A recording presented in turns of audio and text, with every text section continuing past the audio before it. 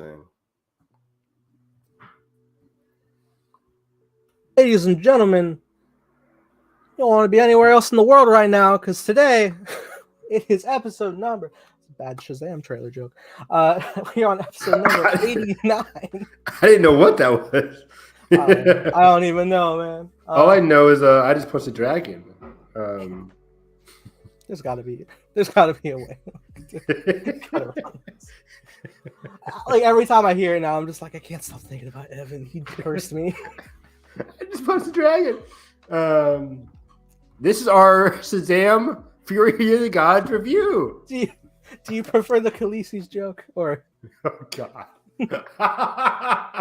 Hey, a lot of the jokes in the Shazam trailer are running really flat. Really, it's all about they're family. Quick. Family, where you at? Come on. I think the second trailer was cut better, if not showing too much. It was weird. I like the second trailer a little bit better, but then it's also a very messy trailer, and it showed a bit too much. I think I prefer like the music mix of the first teaser, but I prefer the seriousness of the second. Yeah, it's hard. It's hard. But yes, we are live. We're back. Live. Episode number 89. Woo! My 89. Cup of tea. Let me just send out my tweet right quick. But yeah, my cup of tea 89. It's very exciting. We're doing our Marvel spoiler breakdown review of Ant-Man and the Wasp: Quantumania, not Shazam. So if you came for Shazam, leave a like, subscribe, come back to ring the bell so you don't miss it in a month. Exactly, in a month. We'll be here on Friday. Maybe we'll see where we go. Please support the Patreon so I can afford to go see it. Oh no. Duh. We're not talking about our financial living situations right now. We could if you want to keep the lights on. Keep the channel on. You see how dark it is in there? That was the last take, Joe. But thematically, we can do a separate podcast, like a charity stream, but it's just us. It's just for Nathan. Everyone's like, I'm not a charity case. I am. No, we tell you the truth on this podcast, everybody. Please save your money. Live better. Walmart. Wow. Jeez. Walmart, please sponsor us? Maybe? No. Hire him? Sponsor him? What were we saying? I don't know. Ant-Man spoiler review is very exciting. We also had some Super Bowl trailers that popped out as of Sunday. It's been a week, but people are still talking about The Flash, still talking about Guardians, especially if you go to the movies. You're going to see Guardians on the big screen. Depending on what you see, you could see Flash on the big screen. I don't know. If you saw Flash on the big screen in front of Shazam or in front of Ant-Man, let us know. What format did you see it in? Because I went in IMAX, didn't see it. Evan, do you see it in IMAX? IMAX. I always go to IMAX for the Marvel movies. Good man. Unless it's like. That's why we pay you the big bucks. Thank you very much. Please support the Patreon to afford the I'm keeping this podcast alive. No. What was I going to say? I can't remember the last one I didn't go see IMAX for a Marvel movie, or at least for a big movie. Recently, I've been doing IMAX, like Batman, Dune. I also saw it in IMAX. This year, I'm seeing a lot in IMAX. I'll be seeing Spider-Verse, Mission. Oh, I got Spider-Verse trailer. We were talking before. Oh wow, you got Spider-Verse trailer? Son of a bitch! Wow, I didn't get that. I love that trailer so much. The long one, right? Yeah, I think that was the first trailer I played. It was second right after the Scream TV spot. Yeah. What's the movies doing TV spots for trailers these days? I don't really like it. I also got the chopped down Fast 10 trailer. Oh, I did too. Oh my god, it felt so rushed. It did. The audience was laughing. I was like, this is great. It was like, Dominic Toretto, you're gonna suffer. Boom, fuck. Oh boom, shit. Yeah. I was like, wait, what? No, what? They cut randomly to him licking the knife. Didn't even get to see the cut. So he's just a guy who likes to lick knives. Everybody. It's like boom, explosion, driving. But they saved the whole weird cat fight at the end with the Michelle Rodriguez. And not the whole. Honestly, I think I preferred it being as quick as it was because again, you know how I feel about Cypher. Yeah, it's like 4 minutes. The other one's 4 minutes. So yeah. This was, anyways. Clean 230. That's honestly impressive that you can condense it that much. I wish I would have got Spider-Verse, man. That trailer on the big screen. I saw it in IMAX in front of the last IMAX movie. What was the Avatar? What came out in December? Was it Avatar? What else came out? I guess it had to be Avatar or Black Panther. I think I saw it as well. Spider-Verse trailer. I think so. Either way, great stuff. Great stuff. So yeah, this is the place. Not everybody, most people, if you're like us, saw Marvel's Ant-Man and the Wasp: Quantumania, the third movie Ant-Man trilogy, directed by Peyton Reed. We saw the launch of Phase 5. The launch of Phase 5. Yeah, we saw this yesterday night. I saw it once. Nathan, like the loon he is, saw it twice opening weekend and logged it twice on Letterboxd. I did. I took a book out of Carson's, esteemed argument that log it every time, and who's policing me about it but Josh himself being like, what? The mythic Josh, who we mentioned a lot in this podcast, but a lot of our friends in this chat, Evan, are being very aggressive. Wow, that's quite the word there. Preston, especially, not to plug his Letterboxd, but if you read his review, I think he said this is his favorite Marvel movie, right? I think it was number one or two. It just beat Morbius, baby. Just beat Morbius, exactly. Okay. He actually has a list of ranking every superhero thing he's seen, and it's right. Morbius is at his bottom. This is right above it for him. He has a ranking of every superhero movie. Apparently, I saw. I can't do that. I mean, Spider-Verse would be number one, and Logan would be number two, probably. I think it's a list he's had for a while, so it's probably just. I gotta make one. I think people always ask me. So this is my students. I always say Spider-Verse and Logan. Those are like the top two things that come to mind. Yeah, I know MCU is bringing everything in, but I can't make like a master list like that. If it's an X-Men franchise, I'm going to rank it as is. Exactly. Even like when you posted your ranking yesterday night, I was like, that reminds me, I did make one because last year we did a not on this podcast, but on Where Heartbreak Feels Good, we did a top 10 MCU films ranking. And I don't know where I would put this movie. About it, I would definitely put it about 11 Thunder, and I'm like, I think I rated it to Matt. Should have had problems with narratively as well in certain areas. I came out of it appreciating some stuff. I came out of this movie like, that was fine. Like I didn't come out of it with a moment I loved. There wasn't a single moment where I'm like, wow, that was phenomenal. Besides only one moment. But yeah, go ahead. Maybe I wonder if it's thinking the same thing. Is it King related? No. No, never mind then. But everything. But yeah, comparing it to the last movies in Phase 4, I was just like, I think I preferred Love and Thunder a bit more. I think if you go back to our podcast, like me and you and I had great stuff to say about Love and Thunder. But anyways, it's interesting. I was ranking it too, and I was like thinking, yeah, I think I do have it above Love and Thunder because chat wears us down. Not the peer pressure. No, not the peer pressure, but like I start like sitting and reflecting, and just like, all right, sure, something's sour, but I don't hate any MCU movies still to this day. But yeah, I was ranking it. I did end up putting it a little under. It is sort of the bottom of my list. Unfortunately, it was interesting because I walked out of the first screening, and I was telling you off screen my 3D was messed, so I had like a pretty like offset. Yeah, first video just like able to pass it. I think I'm trying to reconnect. Hello? Yeah, you froze for me a little bit. Yeah, continue. Okay, yeah. So I got out of that one, and then I went into the second one, and I'm watching. I'm just like, all right, yeah. Wait, it was interesting. It was like the first. Like, I'm a big MCU fan. Probably the biggest in chat, I would say. I would agree. Yeah. And this was the first time, I think, ever in this universe where I walked out, and because I'm very like defensive of things I care about, but this was like the first time where like I was hearing a lot of criticisms for the film, and I'm sitting there and I'm just like, I don't feel a need to argue this, and I'm not angry. I feel this way, like, which is odd. It's weird, right?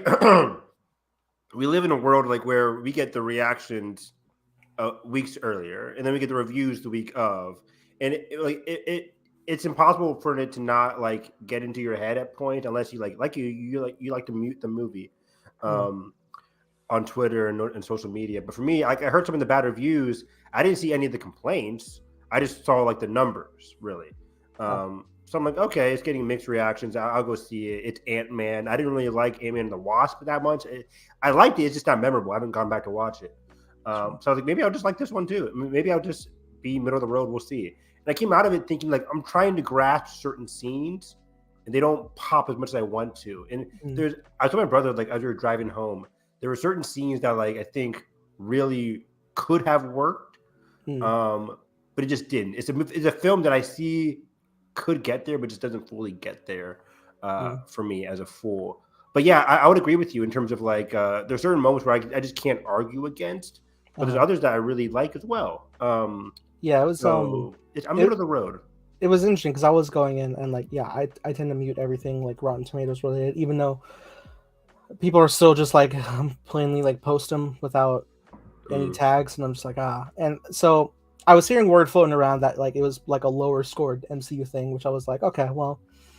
And I think if I caught a glimpse out of anything, it was chilling somewhere in the 60s, and I was like, well, that's not bad. Like again, only like a quick glimpse, and I was just like, I was going because I was like, all right, a new Ant-Man adventure and Kang's here, Phase 5, here we go. And now I'm looking the scores currently at a crisp 48. It's officially the lowest now. Below Eternals. It's below Eternals now? Eternals was 49, I believe. And we like Eternals. Yeah, let's go to that, right? Because we heard a lot of shit about Eternals. Are these only two rotten MCU? What? Are these only two rotten scored? Yes, I think. But before this, it was Thor: The Dark World. That was only like at a 64.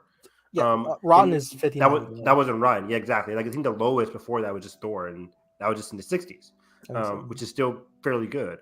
Ant-Man and the Wasp is 88, higher than Infinity War. Ant-Man and the Wasp is 88. That's my favorite fun fact. That is again higher than Infinity War. That's interesting. Ant-Man and the Wasp at 88. That's really interesting to me. And I like this more than Ant-Man and the Wasp. I can't remember Ant-Man and the Wasp, but I don't know. But at least they're not just traveling around San Francisco. I have to rewatch that movie to really see. It's funny. The one thing I was carrying with me actually while watching it was like, I remember like people saying the big like favorite critic quote being like, it's like Star Wars. Me too. I kept seeing that. And then, but while I'm watching, I'm like, oh, I see it. I lived in alien world, and there's an alien world. Help in the cantina. Yeah, there's an alien world in the cantina. People are like, boom, Star Wars. But you're right, I can't blame them because I definitely see it too. But I'm just like, Lucas invented cantinas and alien worlds. Yeah, I mean, I totally get the comparison. I think even Peyton Reed would say, yeah, that's pretty much a New Hope comparison right there. And it was a good scene. It was solid. I like the Quantum Realm a lot. Me too. What was I going to say? But yeah, I can't really remember Ant-Man and the Wasp that much. But I still think the first one's my favorite of the. Would you agree or would you not agree? Per my rankings, yeah, I think I do currently have one at the best. Initially, I thought I had Quantumania as my favorite of the trilogy, and then I was ready for it to be because I'm excited for Kang and the quantum of it all. But I think it's a lot messier than the first one. It's funny. I actually have every Ant-Man ranked below Love and Thunder actually on my list. Oh, interesting. Because Love and Thunder for me, I could understand the criticism from Love and Thunder, but the heart of that movie really soars for me, especially even though it is kind of, I hate using the word rushed. It's very fast paced. This and Ant-Man and the Wasp suffer from being very fast paced at times. Yes, I thought this was a very I was astonished. I was rushed feeling film. Yeah, and I whispered to my brother like halfway through. I'm like, "Dang, this movie is moving, isn't it?" Like the first act is just like boom, boom, boom, and I'm just like, "Wow, okay, we're here." I know they want to get to Kang, but yeah, and it's only like 2 hours with some change. 2 hours and 5 minutes. Not a lot of change. Not a lot of change. They could have used more change. They could have used more change. You're done with 10 more minutes.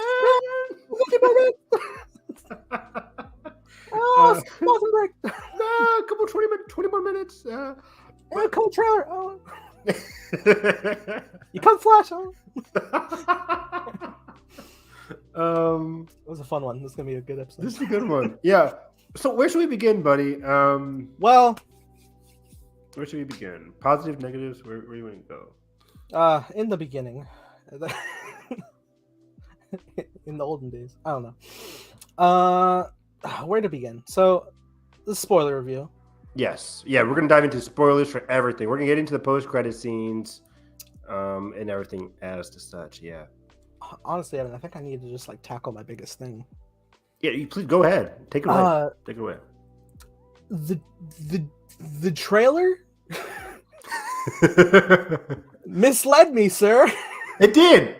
In a good way, right? A bad way? Good way? Am I frozen? No, you're good. You're good. Okay, I'm frozen on my end. In a not so positive way for me. Okay. So it's interesting because what the trailer pitched, I think, is what the movie should have been to make it better for me. When I was, you're hyping up the trailer, and it's like the whole pitch is that Scott lost time with Cassie because of the blip. Yes. Okay. Me and you are on the same page. Yes.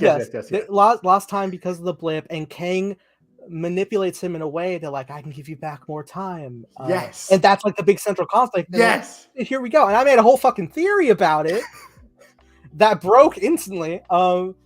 That in the movie, the actual context is where Kang's like, I'm gonna give you more time with your daughter.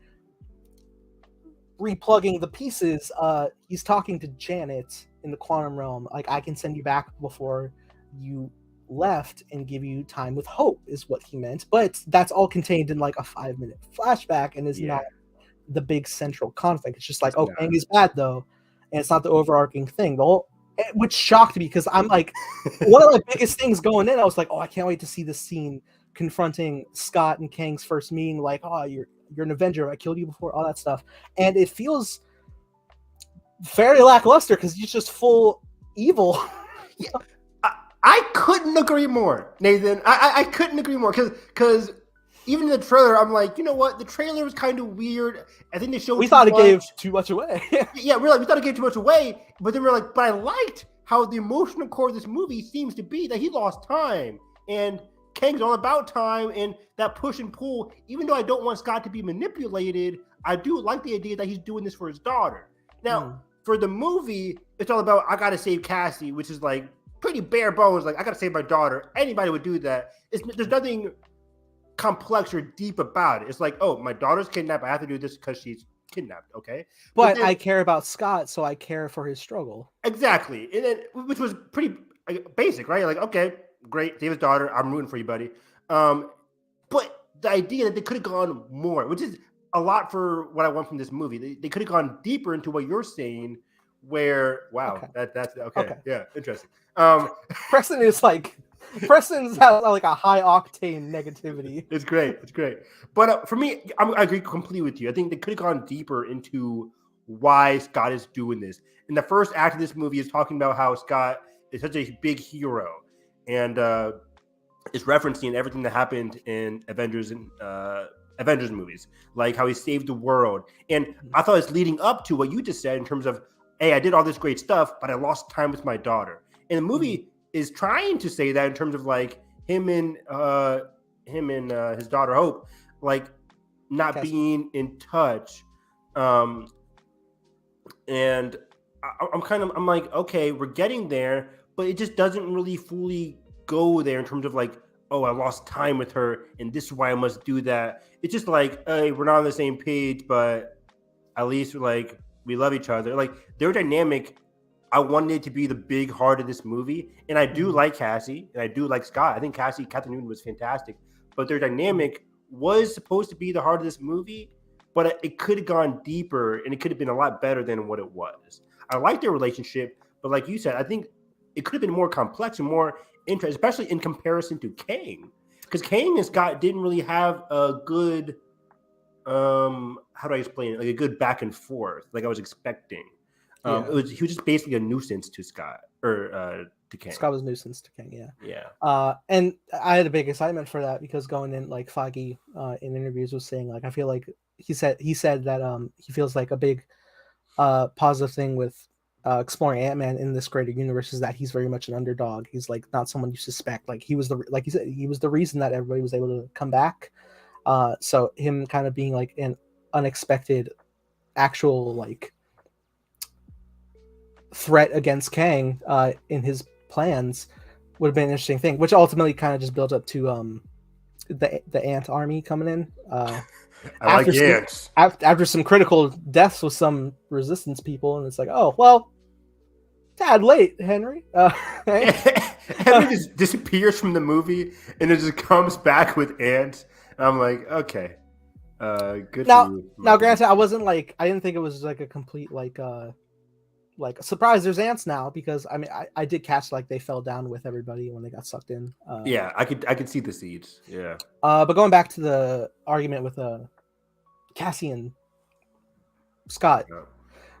I know their names. Fuck. So, I don't know why. I'm the same way. I get Hope and Cassie and Janet confused sometimes. I'm like, I don't know why. It's big family now. Big family. Yeah. Big ant family. Big ant farm. Anyway.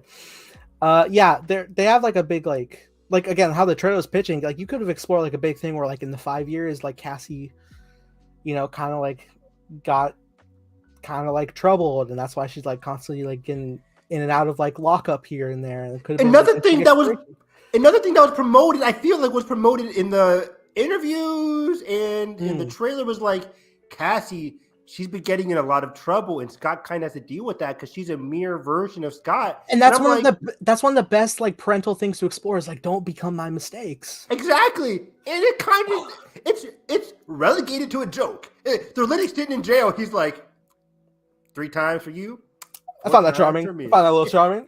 It's charming, but I'm like, it's so surface level because you see what you're doing. You're comparing Cassie to Scott, but they're not going deeper. It's also an interesting thing because like I thought like Cassie would be like in and out because she's like maybe like doing like some petty like theft and stuff, maybe like for the good. But ultimately she's just like she was in some protests and stuff, which it's noble cause, but it's very like noble, it's not like a negative conflict of like Cassie needs to like better herself to not become Scott's misguided past. You're right. Like it's so complex or so weird where she's doing stuff that is very noble, like and very meta, like right, like police interrupting homeless protesters because homeless people can't afford rent, which is very true about these days. So then Scott's upset about it, even though I'm like, it's a weird thing to be upset about because she's doing everything.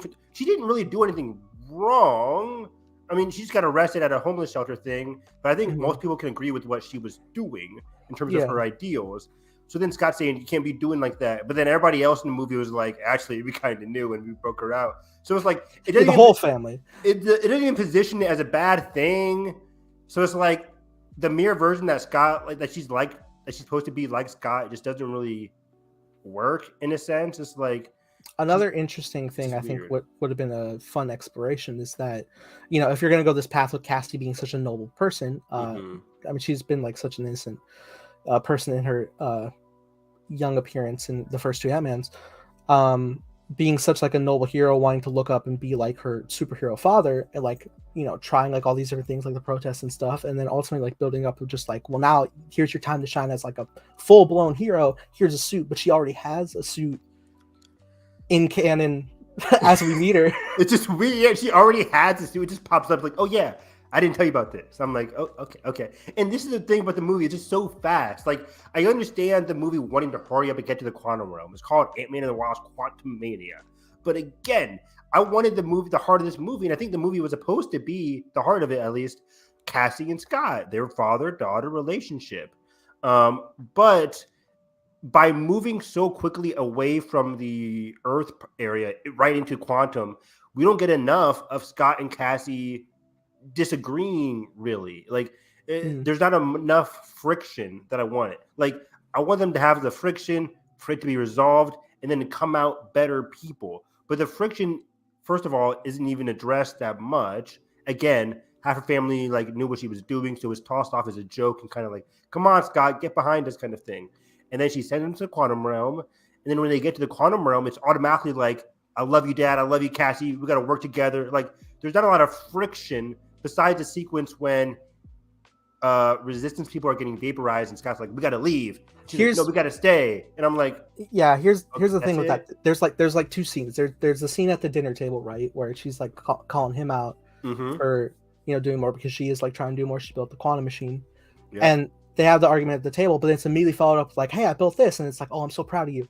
And then we get down to the quantum realm, and obviously these like resistance people are fighting against Kang, and he's like, Yeah. "This is not our fight," which I understand because he's like, "I want to save my family and get them home." We don't know what's going on here, and then Cassie nobly wants to help them out, and the conflict with Scott is just like, okay, well, look, I understand, but like, just work with me here for a second, and we don't really like swing back to that again. They're already on good terms. Yeah, the resolution is like within a minute or so of the same conversation already. Yeah, you've seen this more than me. So let's break that down a little bit, because I think what I wanted from that scene was like, oh, we can't save these people. It's not even like, I don't know. It's not even like centered. There's not enough focus on like, hey, we got to rescue these people. No, we got to save ourselves. Like, again, it's so resolved so quickly, where then she just runs away, she fights, and then it turns into, you got to jump and punch.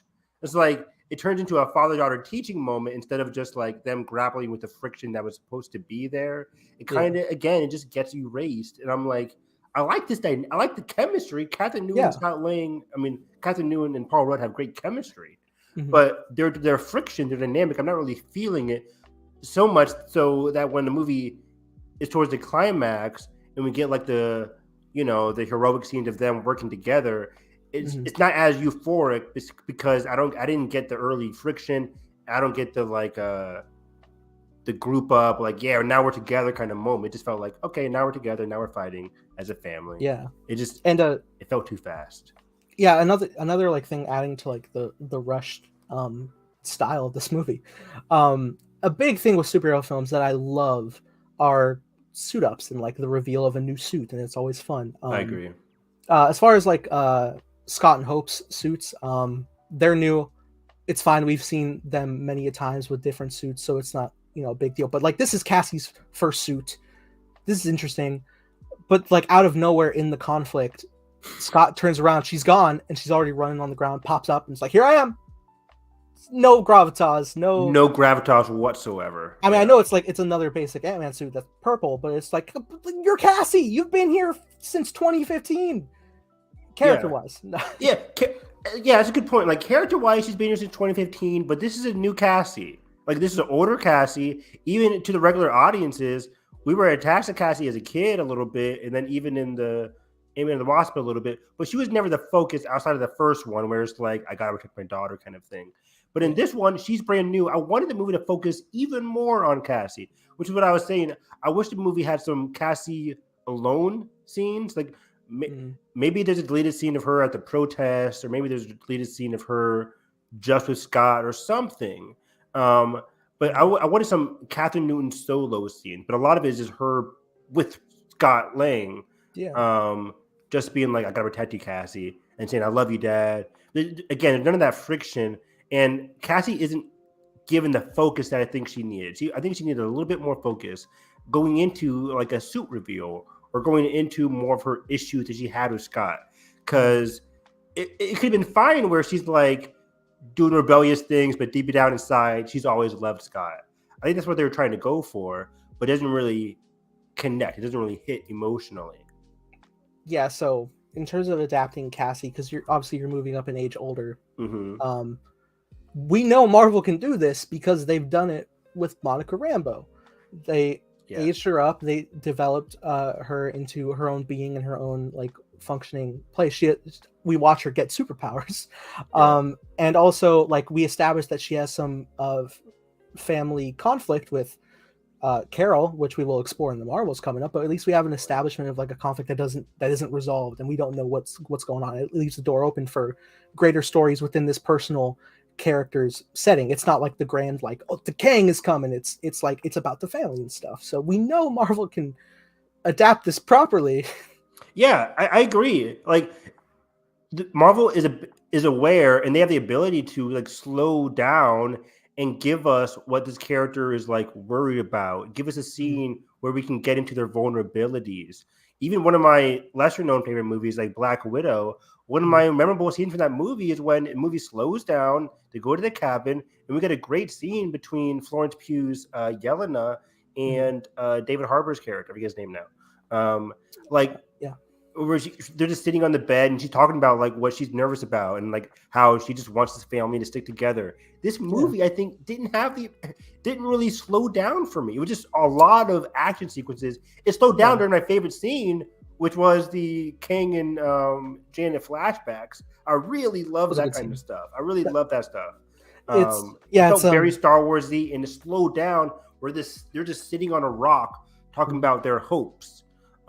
Hope, right? And I will say, like, just to preface, like, I know Monica was introduced in a Disney Plus series, so that was more time in argument, but also, take into the fact that like this is the third Ant-Man movie, you have a lot of characterization from Scott to draw off of, as we pitched in the beginning, of like the conflict of not becoming the sins of the father archetype. Yeah, not having enough time. I'm still shocked. That is so right. Why did you pitch it like that? For a misdirect that was so small, like ant size small. I'm shocked. Like right when you said it, I'm like, boom. Like I had the same complaint. I just couldn't put it into words. But yeah, you're right. It's like it's astonishing because the whole idea was like Ant-Man's going against Kang. Why? That's such a weird combination. But then as soon as you get the marketing, you're like, oh, wait, you're adding in time. You're adding in Ant-Man losing time with his daughter. That'd be a great emotional hook. Gone. Just gone. And it would have been sold very well because obviously, with all the Avengers we've experienced and like everything they've gone through, they're very like hardened, rough exterior people that we get to explore time. So we get to see like their inner soft side. Scott is one of the most like pure-hearted, I don't want to fully say naive, but he's just like a very like wholesome, like probably the most innocent heroes next to Spider-Man in this universe. You can go as far as say naive. He was very naive in this movie, just screaming out Janet's name wherever he went. I'm like, sure. Yeah, but then like here, he didn't know, but like, that's like the perfect opportunity for Kang to take and exploit and manipulate that and be a villain. Like psychological warfare. Yes. And he's a man of time, so he knows how all this shit plays out. He knows Scott Lang. I mean, yeah, he said like everyone blurs together, but like when you watch like the end of season 1 of Loki and you see He Who Remains, even though he's not like a malicious as like this Kang, he knows everything about everybody. And granted, that was his job, but like he knows Sylvie. He calls her out on like all of her misdeeds and undoings, which ultimately caused all this. He was like, you're gonna do it, I know you are, I know who you are, and he does. And he's like, haha. It was great. That scene in Loki is like kind of what I really wanted from this scene. Like, and we did get a lot of great King like back and forth scenes, but like I just wanted him digging deeper into who they are as people, right? Sure. I wanted him to really dig into like, Scott, you won't do this because you're a father. He didn't really dig into like the fatherly aspect of Scott. The movie as a whole really doesn't as much as it should have. But he does get some good scenes with Janet. But with the whole, like, I can give you time with your daughter, that stuff was good. But why are we focusing on Janet and not Scott, the star of the movie here, along with Cassie, the newer character of this movie? Which is wild because, exploring it with Janet versus Scott, like, Janet is back. And Scott is too, granted. So they're everybody's reunited already, and it is the concept of lost time. Granted, Janet lost a hell of a lot of time. Decades, missed the entire like growing up of her daughter. Scott did, a little bit. It was 5 years versus Janet. Janet arguably lost way more time. Which they also try to dig into in this movie, but I think it just fails. One of my bigger complaints about this movie, digging into the whole Hope and Janet of it all, was like Hope kept asking, "Mom, like you never tell us what happened. You never tell us what happened." And the movie, for some reason, waited an hour into the movie to tell us like who our main villain was when we bought tickets knowing who the main villain was. It really grated on me. It's weird. I feel like it would have been even stronger if they didn't market Kang at all.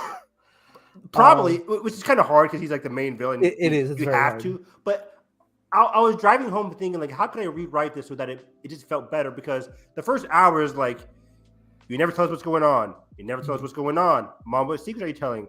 you know what? Let me tell you, cutscene into another scene. Then we go back to that scene and just like, I never really told you about him. Who?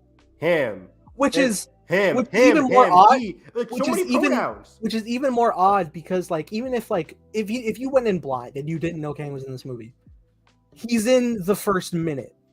He crash lands. He crash lands. So you know it's like maybe because he's just like random guy, but that was the only person Janet was down there with that you see in the opening. Yeah, the opening I was like, oh cool, we're doing this off the bat. I like this. Yeah. But then again, it takes us an hour into a 2-hour movie for us to like literally half the movie for them to just tease. I'm like, when the audience knows more than the characters, it's never a good thing. I already know what's coming, so why do you keep what's this baiting and wait? It's not tense at all. It's just like, hey, mom, you never really torched the woman down. And the whole entire scene with Bill Murray was just like, he can do a lot of things. He. I'm like, he's not Voldemort. Say his name. This is the funny thing is like so obviously I saw it twice. Okay. And so the runtime is the same, right? Yeah. So I'm watching and like from the point of the movie starting to when the credits start to roll is precisely 2 hours. The extra bit is credits. So then I'm watching the second time, and my phone like lights up because there was like an Amber Alert. So I was like, oh, let me turn it off. And I noticed the time, and Bill Murray's getting eaten by a monster, and I'm seeing my phone, and it's already been an hour, and I'm like, that's the crazy. Movie is in an hour? Wow. No, did they even meet Ken yet? Fuck. That's okay. So I'm wrong. So it's like 60% of the movie, we still don't know who our main villain is. Like, it's astonishing. It's like saying in Star Wars: The Force Awakens, he's coming. Who? He, and it's Kylo Ren. It's like, just say his name. Just say his name. Just say his, like, Jalen, my brother, said like maybe they could have just revealed Kang in the first flashback. Maybe could that have worked better? I'm like, perhaps. Would have been interesting cold open. It would have been very interesting because again, we know most people aren't big Marvel fans. I understand that, but even for a regular viewer, it must be annoying to just be like the whole hour be like, he, who, him, he, who. Maybe we should be worried about him. You know, he did a lot of bad things when you were away, Janet. You can't believe the things he's done, the things we've seen. I'm like, the one time where the one time where it sounds cool is when the Resistance is like the Conqueror, and I'm like, oh, yes, that's cool. I'm like, good, because that's what Marvel does best, right? They do these little comic things where it's like the Conqueror, or they do like Thanos, like something. It's like they tease like the surname of the person or whatever. They tease their attributes. Yeah. The Conqueror one was very good. I'm like, okay, we're getting there. But then finally when he is on screen, when we finally do reveal him to be Kang, this is why I asked Nathan off screen. I'm like, did he tell us who he was before Janet like saw his memories or whatever? But to be honest, like the movie tells us his name is Kang after that scene. Maybe that's why I have this recollection, because the movie is finally being like, oh, this is Kang the Conqueror. This is what he's done. And I know it's supposed to be that big thing where it's like, oh shoot, he's the big bad. But I'm like, we kind of knew that already. Like again, I guess you knew everything about him but name. There's a flashback, and he's like the only other person that could be the bad guy. So it's like, even if the regular audience member has to know, Jonathan Majors is the bad guy. People know that. So come on. So this is so Kang himself. Yeah, let's get into Kang. Presentation wise, out of the park. Fantastic. Nailed it. Yeah. Goal wise, it's a great concept. He was banished because he's like the worst Kang. Right. So he gets banished to the quantum realm. Yeah. Sorry, it's starting to go wonky. So he gets banished here, and it's like, okay, cool. And so he was on his way out before Janet screwed up his plan, made a beautiful set piece with the rings. Oh yeah, let me explain that real quick. I think his motivation could have been a bit better. It's one of those things where I understand for why this movie, his motivation is, I got trapped and I just need to get out. I wish I wanted more, but I know it's one of those things where it's a consequence of the MCU where it's like, if you want to dig deeper, you got to wait to see him again, kind of thing. Or I think in this case, I think the pitch, dead, but I think the pitch here we're trying to reflect is like he basically has the same goal as He Who Remains, which is, branching a uniform timeline. But I think this Kang's method is more like harsh and malicious, aggressive. It's more evil, less it's more merciful, like less clean than just the TVA coming in, swoop, clean, done, real quick. Like he's there, he's demolishing people. Yeah, I think Loki season 1 established how Kang of the Loki timeline, the He Who Remains one, in that multiverse, he is like ruled over everything. Every other one's getting like centered in, not peacefully, but just like low key. It's like, hey, this one little character gets zapped. Sylvie attempts to get zapped, or they attempt to zap her. This one's all by force. I'm coming down to your multiverse and I'm destroying it if it's a threat to me, or if it's anything. Like he does it all by force, which is not great. I could also see we'll get into the big Council of Kangs later. Yeah. But I think like the overarching cause for his banishment, and this is like headcanon for me, is that they probably were like, okay, one of us prevented all of us from being of existence. Ooh. This guy's trying to do the same thing, and he's doing it like way harsher. We gotta take him out. We gotta send him where he can't do that. Yeah, because they're threatening our power. They're threatening our existence. Yeah, which is gonna like kind of break where I think my theory is gonna go with the end credit scene, but I'll get to that later. We'll get into that because I think, but I wanted a bit more. Like, the beauty of great Marvel antagonists, and I was complaining about this because I think Thanos, we don't really need to know his motivations early on in terms of like Avengers, because he's not the main villain. Guardians, he's not the main villain. Infinity War, he is the main villain, and we totally understand why he's doing what he wants. There's a great scene where the fucking everything must be balanced as all things should be. People remember that line. It's memorable. We understand Thanos' motivations.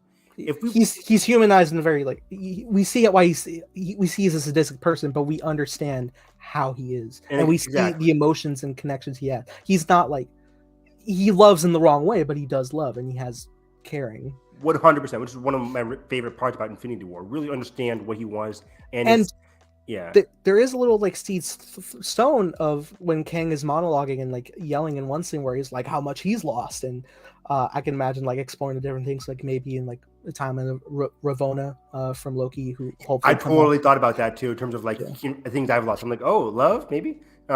Which is what I really wanted from this movie. I wanted more of like, I would have loved a scene similar to Multiverse of Madness, where we got a solo scene, not a solo, but just a flashback between their council and what they did to their Doctor Strange. It was like a 2-minute flashback scene, but we instantly understood why they did what they did to their Doctor Strange. I would have loved something like that in this movie, where we see the scene between the council and them banishing Kang. And God, that would have been such a beautiful reflection, because when it comes down to that, like when they had the flashback with Strange also gave himself up. He was like, you have to do this. I will go crazy. But having the villain side of that coin being like, oh, you can't stop this. And we could have gotten emotional performance from Majors being like, don't do this to me. And really understood why he wants to do what he wants to do and why he did what he did. But in this movie, it just seems like they're teasing it. It's like, I'm losing so much time and I really need to get back, and they betrayed me and I lost so much stuff. And I'm like, oh, he's digging into this delivery. His delivery was incredible. Oh yeah. But I really wanted to learn why. Like what did you lose, King? And again, maybe we'll get that in King Dynasty, but the movie kind of is telling us that he died. So I'm like, maybe he's not dead. I don't think he is, but maybe he is. So I think he is. You think he is? Okay. Which is one of my little bit criticisms. I was excited for this movie to give us a whole movie dedicated, or at least now that we know, 55 minutes or 55% of the movie dedicated to this villain that we can learn to understand. So when King Dynasty comes in with tons of other characters, we'll already be connected with this king, so we'll be fine with it. But now King Dynasty is coming in, and we have to familiarize ourselves with a whole other set of characters on top of the Avengers. Here was my pitch in terms of keeping stakes, depending on how the outcome went. Okay. It could have ended two ways. One way, and neither of these ended the way it did in the actual movie. One way is, okay, Scott survives, but Kang survives and he makes it out, and so he even like psychologically is like modeling himself like, wait, is he coming back? Did we stop him? And leaving that door open for like a big Dynasty Secret War arc of hellscape that he's gonna reign. The Conqueror, yeah. And it's kind of like a pseudo Infinity War-esque ending of just like, we got out, we survived to fight another day, but that evil's stirring up and it's coming, and it's basically here. The other flip side they could have done, which kind of goes off my theory, which was the scene where like the multiple Ant-Mans appear, which I thought was like their actual variants. They're not. It was like a hallucinogenic like storm. Yeah. It was more, what did they say? It was more like possibility. A probability storm. Probability storm. It was yourself picking different choices. But still a very cool idea. I liked it a lot. Cool. And that actually ended up being my favorite scene in the movie when they all came together over their love of Cassie and saving her. Yes, it felt very. I don't know. You haven't watched Game of Thrones, but like there's a scene when Jon Snow gets piled on. He's like, he can't really breathe, and he's kind of like struggle up. And I felt very similar to that, where he's like struggling. I really loved that scene too. That was really cool. I watched Obi-Wan Kenobi.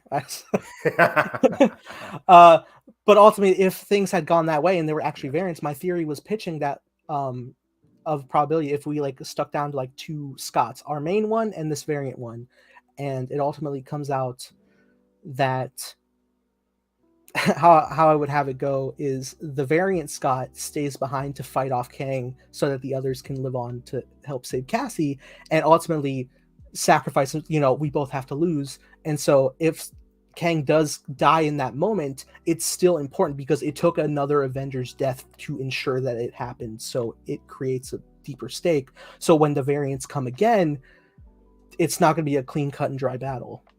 Oh, that's a good idea. I would have loved that. And it kind of gets into one of my ideas I had during the probability sequence. During the probability sequence, it's very similar to a character from My Hero Academia. It's funny because we were talking about this off air. Oh. There's a villain in My Hero Academia called Twice who can create clones of himself. He's revealed early on in season 2. But one of his plights is that he can't really know if he's the real one or not. Like, he created so many clones where he's just like, am I the original or am I just a copy? And it's a very deep question. I would have loved it in this movie if they fooled the audience, similar to what you were saying, in terms of like, hey, we don't know for the last third of this movie, we don't know if this is a variant or a probability of Ant-Man or not. So much so that when they get into a fight and he dies, it could be like, oh shit. But it's a probability version, then our Ant-Man is safe, or vice versa. That'd be interesting. That feels like Secret Invasion. I know. It would have been a good twist where it's like, oh dang, like am I the real one or am I not? Like they talk about it for a second. I'm like, oh, okay, Ant-Man, you're really getting in there. And then they continue on the journey. It's fine. But I would have really loved that. But yeah, that scene is really cool though as well. What are the odds they like pulled a Captain Marvel Dark Phoenix where like they were gonna do that, but Secret Invasion's doing it, so they're like, oh god, stop it! You can do some. Just do it anyway. Just do it anyway. Come on. Going back to what you were saying, those are two very interesting ideas that just doesn't happen. So now we're stuck with a Kang. Did we lose our Conqueror? That's the main question. Did we lose our Conqueror? Because we have three Kangs, which are very interesting, but they're not like the one. The one we were watching in this movie, who was so like badass, and frankly a little unhinged. Yeah, I like my unhinged villains. That's cool. Like someone who's so like out of it, but he has so much immense power and knowledge that we don't know how if we can get ahead of. He's always one step ahead. Yeah, we've now suffered the deaths of two fantastic Kangs. Like he who remains was fantastic. I understand why he died. Great door opener. I understand why he died. It was a great moment for Sylvie in the Loki show. Perfect. Yeah. This one, though, I'm like, he is amazing. Don't kill him off. Marvel, stop killing your villains. Granted, Kang's Kang, so there's thousands of them. But I don't want King Dynasty to be like, hey, it's Rama Tut versus Shang-Chi. I don't want that. Like, that's not the cool. You gotta wear what he's wearing. But like, give me Shang-Chi versus Kang the Conqueror. I don't want Rama Tut, or I don't want the other Robot One Centurion. Maybe. I wanted Kang the Conqueror. So did we just lose Kang the Conqueror? All right. So I have to talk about the end credit scene Yeah, sorry. Let's just do it. Let's just do it. With the Council of Kings. Council We get of them. One of which threw me off because one of them just looked like the High Evolutionary from Guardians 3. Which one? Oh yeah, the robot one. The robot one. Yeah, I was like, which one is that? I'm like, I was like, are you supposed to be like that? Is this somebody on YouTube said like that's a Scarlet Centurion version, the one that's similar to Iron Man. Well, no, I don't think so because I don't think so either. Fuck, I wish they would explore that story because that's a cool storyline. Because the now Reed Richards of it all. Well, no, in the comics, what happens in the storyline is Ant-Man dies by Kang. Cassie is like a new like Ant-Man of sorts in the Young Avengers, and she has such spite against Kang. They meet this new member of the Young Avengers, who becomes an Iron Man type, who turns out to be a Kang variant. They don't know, but also in that time before that knowledge, Cassie and that version of Kang fall in love, and that's a big conflict. In just so the audience knows, this is a younger version of Kang in this. Yes, right? He's like a teenager. He's like the same age as Cassie. Yeah, I know what you're talking about now. Yeah. But he's a good guy. Yeah, because there's that panel when he's revealed to be Kang, and he's like, it's like, oh wow. So I don't think we're gonna do that here. No, that's a bit too complicated. But again, it would have gave Cassie some bigger agency and stuff to do. Yeah. So continue on in terms of like what could possibly be next for these Kangs. Well, now I don't think the central threat is one Kang, which was always like a central thing. But like I said, like I was looking forward to just like the Conqueror. So like going against all these other Kangs, being a banished one. Sorry, I didn't finish my conflict earlier about Kang in this movie. Sorry. They build him up to be like such an opposing thing, like the banished one. Evan, he dies fast. Evan, he got killed so fast. Yeah. So fast, so quick. I know we were saying this movie's rushed, but like I was ready for that boxing match. It's 3 minutes, 35. If you're excited to see more of the boxing match that we saw in the trailer, it's the trailer. You basically got maybe like one intro scene of him stumbling into the fight with like a final blast before the suit's broken. They're hand to hand. Yeah, which is fun. By the way, do we get the line where it's like, your daughter? You might not want to show this to your daughter, whatever from the trailer. Where he's like, no, fuck. Is that not in here? Right? Damn it! That was my favorite thing. That was a great line. It was like, she might not want to see this or what's about to happen. Or something like that. Evan, I was watching this movie, and the couple times where Scott's like, "We had a deal," I'm like, "It's a very loose end deal."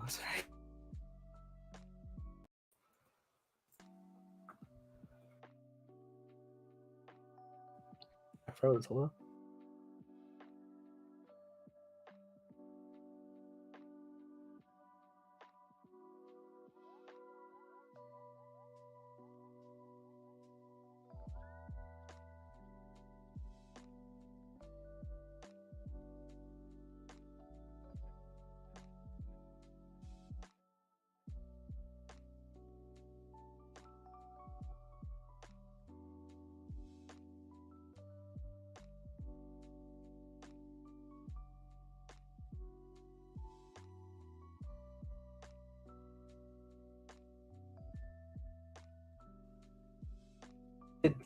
Am I alive? Did Evan lose connection? What happened?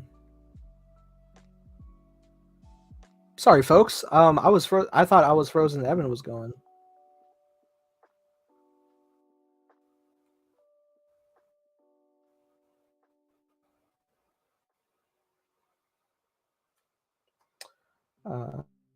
Let's give me 1 second to lock this down.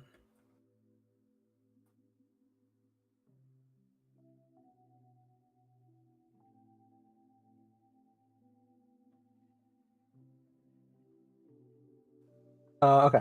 Sorry. I don't want to like go into like the full conflict until Evan gets back. God, what was I saying though? What was I saying live? How? Yeah, the the amount of time Scott says, like we had a deal, but like without the context of like the trailer and like that being the actual main storyline, it doesn't feel strong. Yeah. Okay. Evan's having a network issue. Gotcha. Thought it was me. Okay. He'll be back though. So. I don't want to like talk to Evan without talk about it until Evan gets here because, you know, I feel like we're having good rapport. But ultimately, yeah, this was a big driving issue. The fact that Kang got kicked out so fast in the finale was a little disheartening. Like I wanted the more aggressive fight because it being marketed being so aggressive, like he destroys that man's head. He's like kicking his face. He's punching him hard. Like, bro, I can't wait to watch Creed 3 to see him go ham in the boxing ring. But that's what I want to hear against Scott and this poor boy. But you know, ultimately he gets kicked out real fast. He's about to like run out of the portal to get back into our reality, which is so like interesting conflict. But then Wasp comes out and shoots him back, and ultimately they fight him back together and knock him into to the rings, and gets him sucked back into the power source itself and basically implode in on itself, and he dies. But that's interesting because then also Scott and Wasp, Hope, end up trapped in the quantum realm because the thing closes again. Now, I think the movie broke its logic a little bit. Now that I think about it, because wasn't the whole thing that they had to use, like, Janet uses the rings and she uses the power core that Kang's been trying to get the whole movie to get back into reality, to open the doorway to reality to get them home, and they open the pathway right to their door, and they go in, and then it gets shut down after it explodes and it's gone. But then suddenly now Cassie's machine had the ability to target where they were and reopen that portal like pretty instantly. Like they opened it real fast. Like it didn't take a lot of time for that technology to evolve. It just was already able to do that. And I'm okay with that because that's going to break into the theory of the Council of Kangs, where I think the central conflict is going to go forward for the whole concept of Kang Dynasty and Secret Wars. Which I'm going to save to talk for Evan, because I'm basically going to have to recap a couple of this when he gets back. Unless he's watching the stream right now. If you are, sir, comment below, let me know. But yeah, this is tricky. So I'll put a pin in that Council of Kangs and the finale there.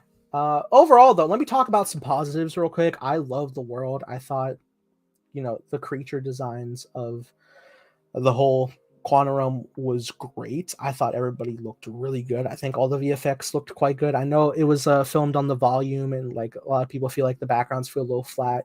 Maybe it's because I was watching the color grading in IMAX, which is funny because like they played like a little like pre-show preview, like talking about the movie Ant-Man. So they were showing trailer footage, but it didn't look as like crisp and like contrast and like have pure depth as much as like the actual IMAX film reel did. So that's always funny. But while I was watching it, it looked quite good. I thought the backgrounds were fine. Hey, did you hear anything? I've been rambling. Oh no, I'm not back. Can you hear me? Yeah, I hear you. I can't see you. There you are. There we go. Okay. Jesus Christ. Did you have the stream open? Did you hear me? No, I wasn't able to. My whole thing was gone. Okay. I wanted to save the juicy details because I was just started like I was talking about positives for a change. Oh, thank you. What were some of your positives? VFX, honestly. Okay. Oh, okay. A lot of people are like really bashing, especially Preston, which is funny because I'm just like, man, this is not like as awful VFX as I've ever seen. Like, no way, no how. I mean, no. Like for Marvel, they're never like the worst I've ever seen. But for me, some of the visuals were cool in terms of like your favorite scene in the movie, in terms of the crazy amount of Ant-Man's probability storm. That kind of stuff was very cool. For me, it was early on in the movie when they first get to the quantum realm, when they're just it's his daughter and it's Scott, and they're just walking around. It felt like they were. I know they were in the volume, and I could see like the walls of the volume during that scene. Just like, where are we? Are you here? Are you here? Are you okay? It's like it just feels like they were surrounded by green screens or the volume. It felt it took me out a little bit. Well, that's an interesting thing. So like a big thing we have about the volume and criticism is like the background feels flat, right? But yes. I was saying here on stream that there was a the pre-shows in the theater before the trailers. Yeah. One of which was talking about the actual film Ant-Man, and they had trailer footage playing, and I was looking and I was like, damn, it looks fairly flat, because they were bringing up they use volume technology, and I was like, oh boy, the car's never gonna have a field day. But then I watched the actual movie. I don't know if it's just like the IMAX print, but like while I was watching, like there's way more contrastive depth, and it felt pretty damn crisp while I was watching it in comparison to watching the bootleg trailer. Yeah, for me it was good in parts, and then just very noticeable in other parts. I could very much notice it when there was a couple times where I was like, okay, yeah, sure. But yeah, when Cassie Scott got there, or the early sequence when it's like you just jump and punch during that fight sequence, I could see a lot of like messy VFX stuff. But otherwise, like certain characters, like what's his name is Veb. I think so. I think David Dastmalchian played. I agree. Yeah, I think that was him too. He nice was very to have him back. Great to have him back in the totally different role. character. Yeah, they cut the whole supporting cast. Oddly enough. Yeah. No. Hey, the mom. I was like, is the mom dead? They brought her up. She's alive. She's alive, right? But they kept bringing her up like she's dead. It's like, oh, God damn it, Evan. One of the conflicts they brought up that didn't mean anything. And their argument with Scott and Cassie was just like, we don't know how time works down here. Like, how long we've been gone. Your mother may be worried sick. Like, he's putting Judy Greer in his shoes from Endgame. And it's also like the whole like Inception conflict. Or not Inception, Interstellar conflict in that movie of like the different locations and time change and how much years are passing and like years, because that's the whole thing that like he lost time with Cassie. God damn it, doesn't happen. Doesn't happen. It's like there's a parental emotional hook right there that you're literally saying in the movie, but it doesn't go anywhere. It's like, oh yeah, Judy Greer would be upset. It would be crazy if you guys lost 10 years. But you guys don't lose any time. The whole like crux of the first movie is like Scott needs to get better to be that dad. Yeah. And the second one is like he is that dad, but he's on house arrest from fighting with Cap. Mm-hmm. But also he has to choose to save people, and he's that hero. So exactly. It's weighing the different things to like your family and stuff. But ultimately his family are big supporters of him now. Yeah. But then here, when you're putting Cassie in danger, that's a whole different level you could have explored. Because, God damn it, I know Scott's her dad, but she still has a mom, and that's important. She still has a mom, and they relegated the mom's role to kaput, to nothing. It's like, you could at least, even if Janet's not in the movie, which she should have been, it's like, you could at least, not Janet, the mom, what's her name? I just said Judy Greer. Judy Greer. Like, you could at least brought her up in a more emotional role. It's like, hey, me and your mom are trying to like, I missed a lot of time with you. I missed a lot of time with your mom. Like, I'm trying to bring up lost time with you. Again, the whole time thing is just gone. But yeah, the whole mother, father, parental guidance thing is just gone. And they could have really digged into that with Cassie and Scott and Judy Greer. Yes. It's a bit of a bummer. But to go back on course, what we stream dropped for a bit. Yeah. Conflict of King, the final battle. Yes. I'm excited to see what I wanted in Creed 3 with the boxing ring, seeing his power. But yeah, he goes down real fast. Ultimately, the big conflict is the doorway's open, they can go home. And Kang is trying to go through there so he can, be back on the main continuity of the timeline. But then Wasp steps in, shoots him back, and they ultimately like punch him back into the imploding key, the sphere, the rings, and he basically implodes within it. And then the doorway closes, and that's an interesting thing because then Scott and Hope are trapped in the quantum realm. Yeah, I was like, oh wow, that's ballsy to have them just be stuck in the quantum realm. I really like that, and to get out in 5 seconds later. But yeah, but great. I mean, I don't want Scott to be stuck in there again. True, that's a good point. Yeah, it felt very redundant. So then here's the thing that's had me confused for starters, but then I think is going to be a key to the future. They established that obviously Kang needs that spear to open the doorway to go back to to get out of the quantum realm, get back into a timeline, right? Yes.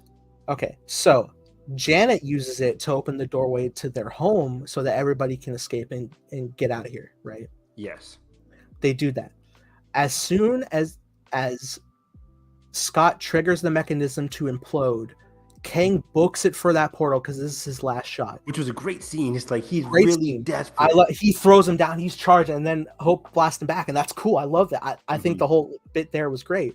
Probably could have worked better after like a longer beatdown and everyone's tired. Yeah, it's like Hope just like pummels him. I'm like, you just beat her ass the last scene. Like, just come on. They're ant people. Yeah. Fight them But ultimately they throw him into it, it implodes, and the doorway closes. We know that thing was the key to the doorway. It's destroyed. But now Cassie's machine from the beginning can now open the doorway. And it's not like a long time past where like it's not like a long time past where they like she developed it to be able to do that.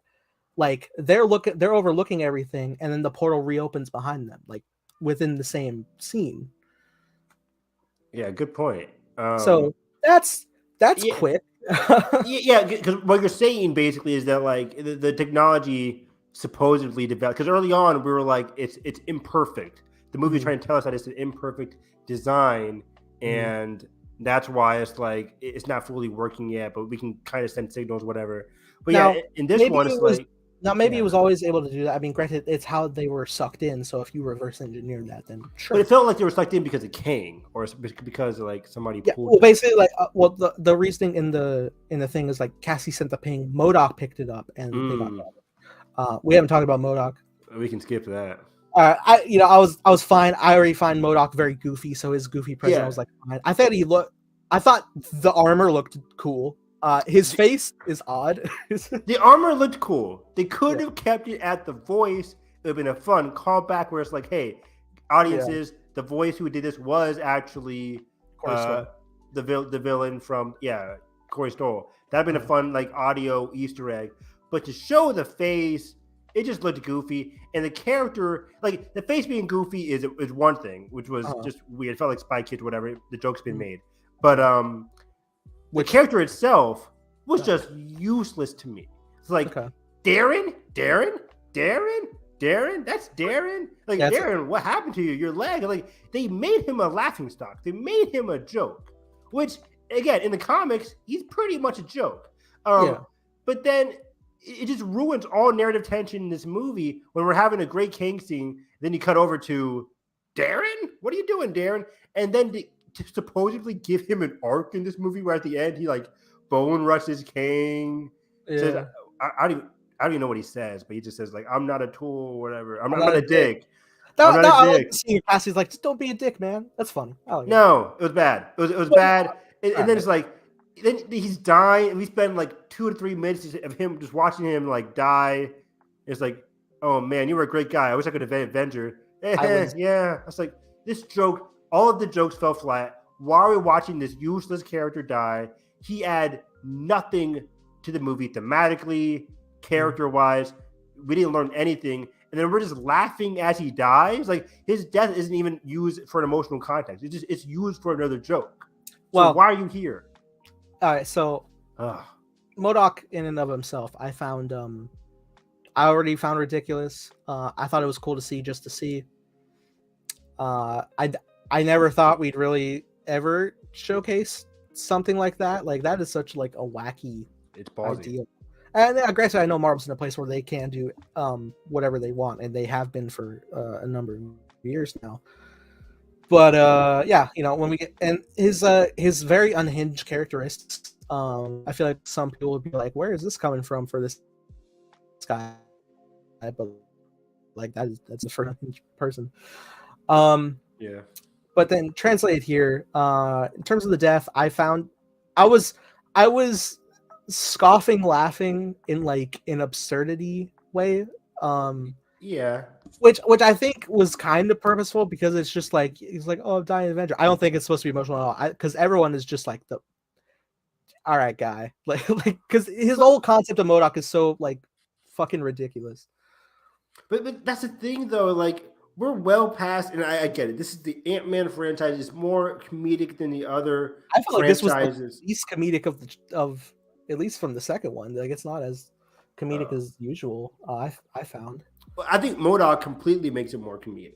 Oh, for sure. Any scene he's in, for sure. MODOK's there just for laughs. And I'm like, we don't need this scene right now. This could be a deleted scene. This could be a deleted character for all what I'm trying to say. It's like he just didn't really add anything. And like we're taking away the narrative, the tension between Kang and these people trying to escape. Kang trying to escape, the family trying to escape, but then we get this MODOK creature that just did not need to be there. I think Preston, one of our friends in chat, said like it would have been very cool if Bill Murray was used as that character instead, where you just like make Bill Murray a new character and just be like, yo, he's the henchman to Jonathan Majors. Okay, that would have been giving us a good face that we can believe. They already brought him in to being like he was persuaded over to Kang's side. Exactly. He could have been somebody that's connected to Janet, connected to Kang, and have been an actor that we can kind of like follow through emotionally. So if he was a dive, like, oh dang, even if he was supposed to be slightly comedic. But no, like they do Bill Murray as a glorified cameo, which okay, it's Bill Murray, I get it. But then for MODOK to be like this big killing machine, then used as a joke, and like I get it. It's from the comics. He's very goofy already. It's a swing that just completely missed, and I'm glad that it's dead and gone. I don't know if there's any like swing you could do where it would be as like, wow, I loved MODOK. Like it's one of those characters that just works better in animation. Use him in What If. Sure. But they had like the action figure show on Hulu briefly. Yes, they had that briefly. Again, keep it in animation, keep it on the comic book. Some things just can't go from page to screen. Yeah, that's fair, and that's why we adapt things. And like again, like look wise, mask on. I thought you looked great. Look wise, mask on. Keep the mask on, but then even then, his character would still been the same and very goofy. But like, it's funny living through comics Twitter. I remember there was like leaked reports of like this design with the mask, and like people were upset of like they're not like worshiping the designs and like they're copping out to just modernize it. And I'm just like, dude, it's fucking MODOK, man. Come on. Are you going to die on a hill for MODOK of all people? Nobody should die on a hill for MODOK. But I will say a couple things to go to. One real quick is that in terms of MODOK's death, I'm just really fucking relieved he didn't like fake die and wake up again to die then. Didn't need to do that. Thank God they didn't. But secondly, in terms of like the comedy for because there's been criticism of Marvel being like interjecting humor during serious moments that kind of detracts. In this movie, I felt there was a very strong essence. Like whenever there was serious talk, it did stay with serious talk. If there was like a quick like minimal joke from Scott every now and again, I always felt he uses it more as like defense mechanism and like the stress of the situation, levity the situation. Because then he immediately just like goes back and like, okay, we're in the serious position, and like here we are. I agree. And with the film here for being very like restrained from being like improv-y, I guess. That's true. Yeah, it definitely didn't have that. Like Kang's not in there talking to Scott, and Scott's like, huh? Kang the Conqueror? That's a funny name. Like they never really did any of those like Otto Octavius. Yeah. Not that crazy of a name, frankly. Yeah. But again, it's like those serious scenes that then the characters have to make fun of themselves or make fun of the comic book of it all. And again, they kind of do that during the MODOK scenes, which are only supposed to be comedic, which is like a negative to me. But there's never, like you're saying, you're kind of right. Whereas like Kang and Janet aren't talking and then cracking jokes in the same conversation. The tense conversation stays tense, but there were cases where a tense conversation would cut and you move on to a different conversation, and that would be comedic. Sure. I didn't really like that, but you're right. Fair. The conversation in of itself didn't go back and forth, which was good. Yeah, I commend like whenever there is like if there's a comedic conversation, like there was a whole like Janet and Hank's like relationship being apart with other people. That was a jokey conversation, but it didn't like birth from a already serious topic being discussed. I mean that can be a serious topic, but you know. Yeah. You know what I mean. And that was a funny scene actually. I really did. I like that one where it's like it's 30 years, baby. It's like I get it. Well, she wasn't you, baby. And honestly, I was like, oh, that's nice. Yeah, they still love each other. Yeah, me too. I think that's sweet. Yeah. Okay, but I need to track it back to we have not gotten to Council of Kings. We dropped at the Kang conversation. Let's go back. Yeah. So sorry, Okay. everybody. So Cassie being able to open this portal, I think now implements the struggle going forward and like okay, so the Council of Kangs are coming together. They're calling everybody, every variant ever together. Yes. Because now they've realized, okay, the people of a certain timeline are being able to crack interdimensional timeline travel, multiverse. So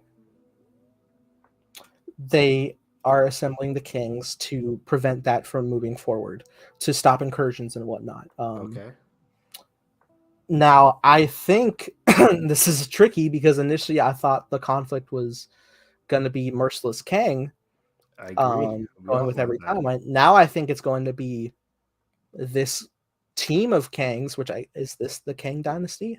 Yeah, they even like, we know them as the Council of Kings, but in the movie they call themselves the Dynasty of Kings, Kang Dynasty. So yeah.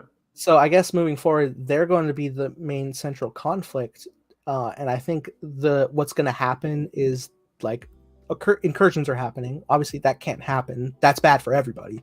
That's a common ground. However, the multiverse has made many different universes, some of our favorites like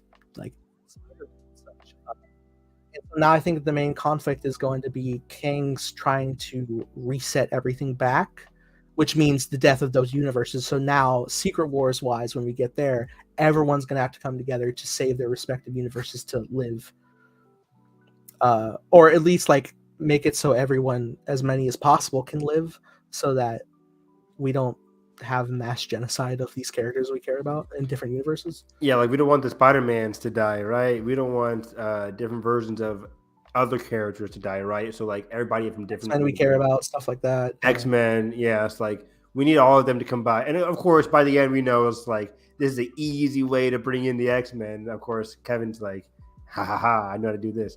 But not everything's not going to be perfect when everything gets fixed in Secret Wars, but it's going to give rise to new characters like the X-Men and mutants. And I wondered, but yeah, now, I mean, that's like a big like longevity thing. Do you think it's going to come down to where we have co-op universes living parallel, or do you think they're going to do comic reset, one Earth, many hero things? So when you say parallel, that means like, for example, like how it is now.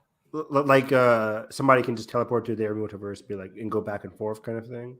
Yeah, the multiverse is like a multiverse. Yeah, I think it'll stay parallel. I think you have to, because in some tandem, unless you want to kill off actors that don't want to come back, bar a few, or retire them and just leave them in our MCU world. That feels kind of random. And also they've lost their entire world that they know back home. That's kind of the big conflict. Yeah, it's weird. Yeah, just keep it parallel multiverses. So similar to what I love in certain, like after the initial run of Spider-Gwen lives at Earth 65.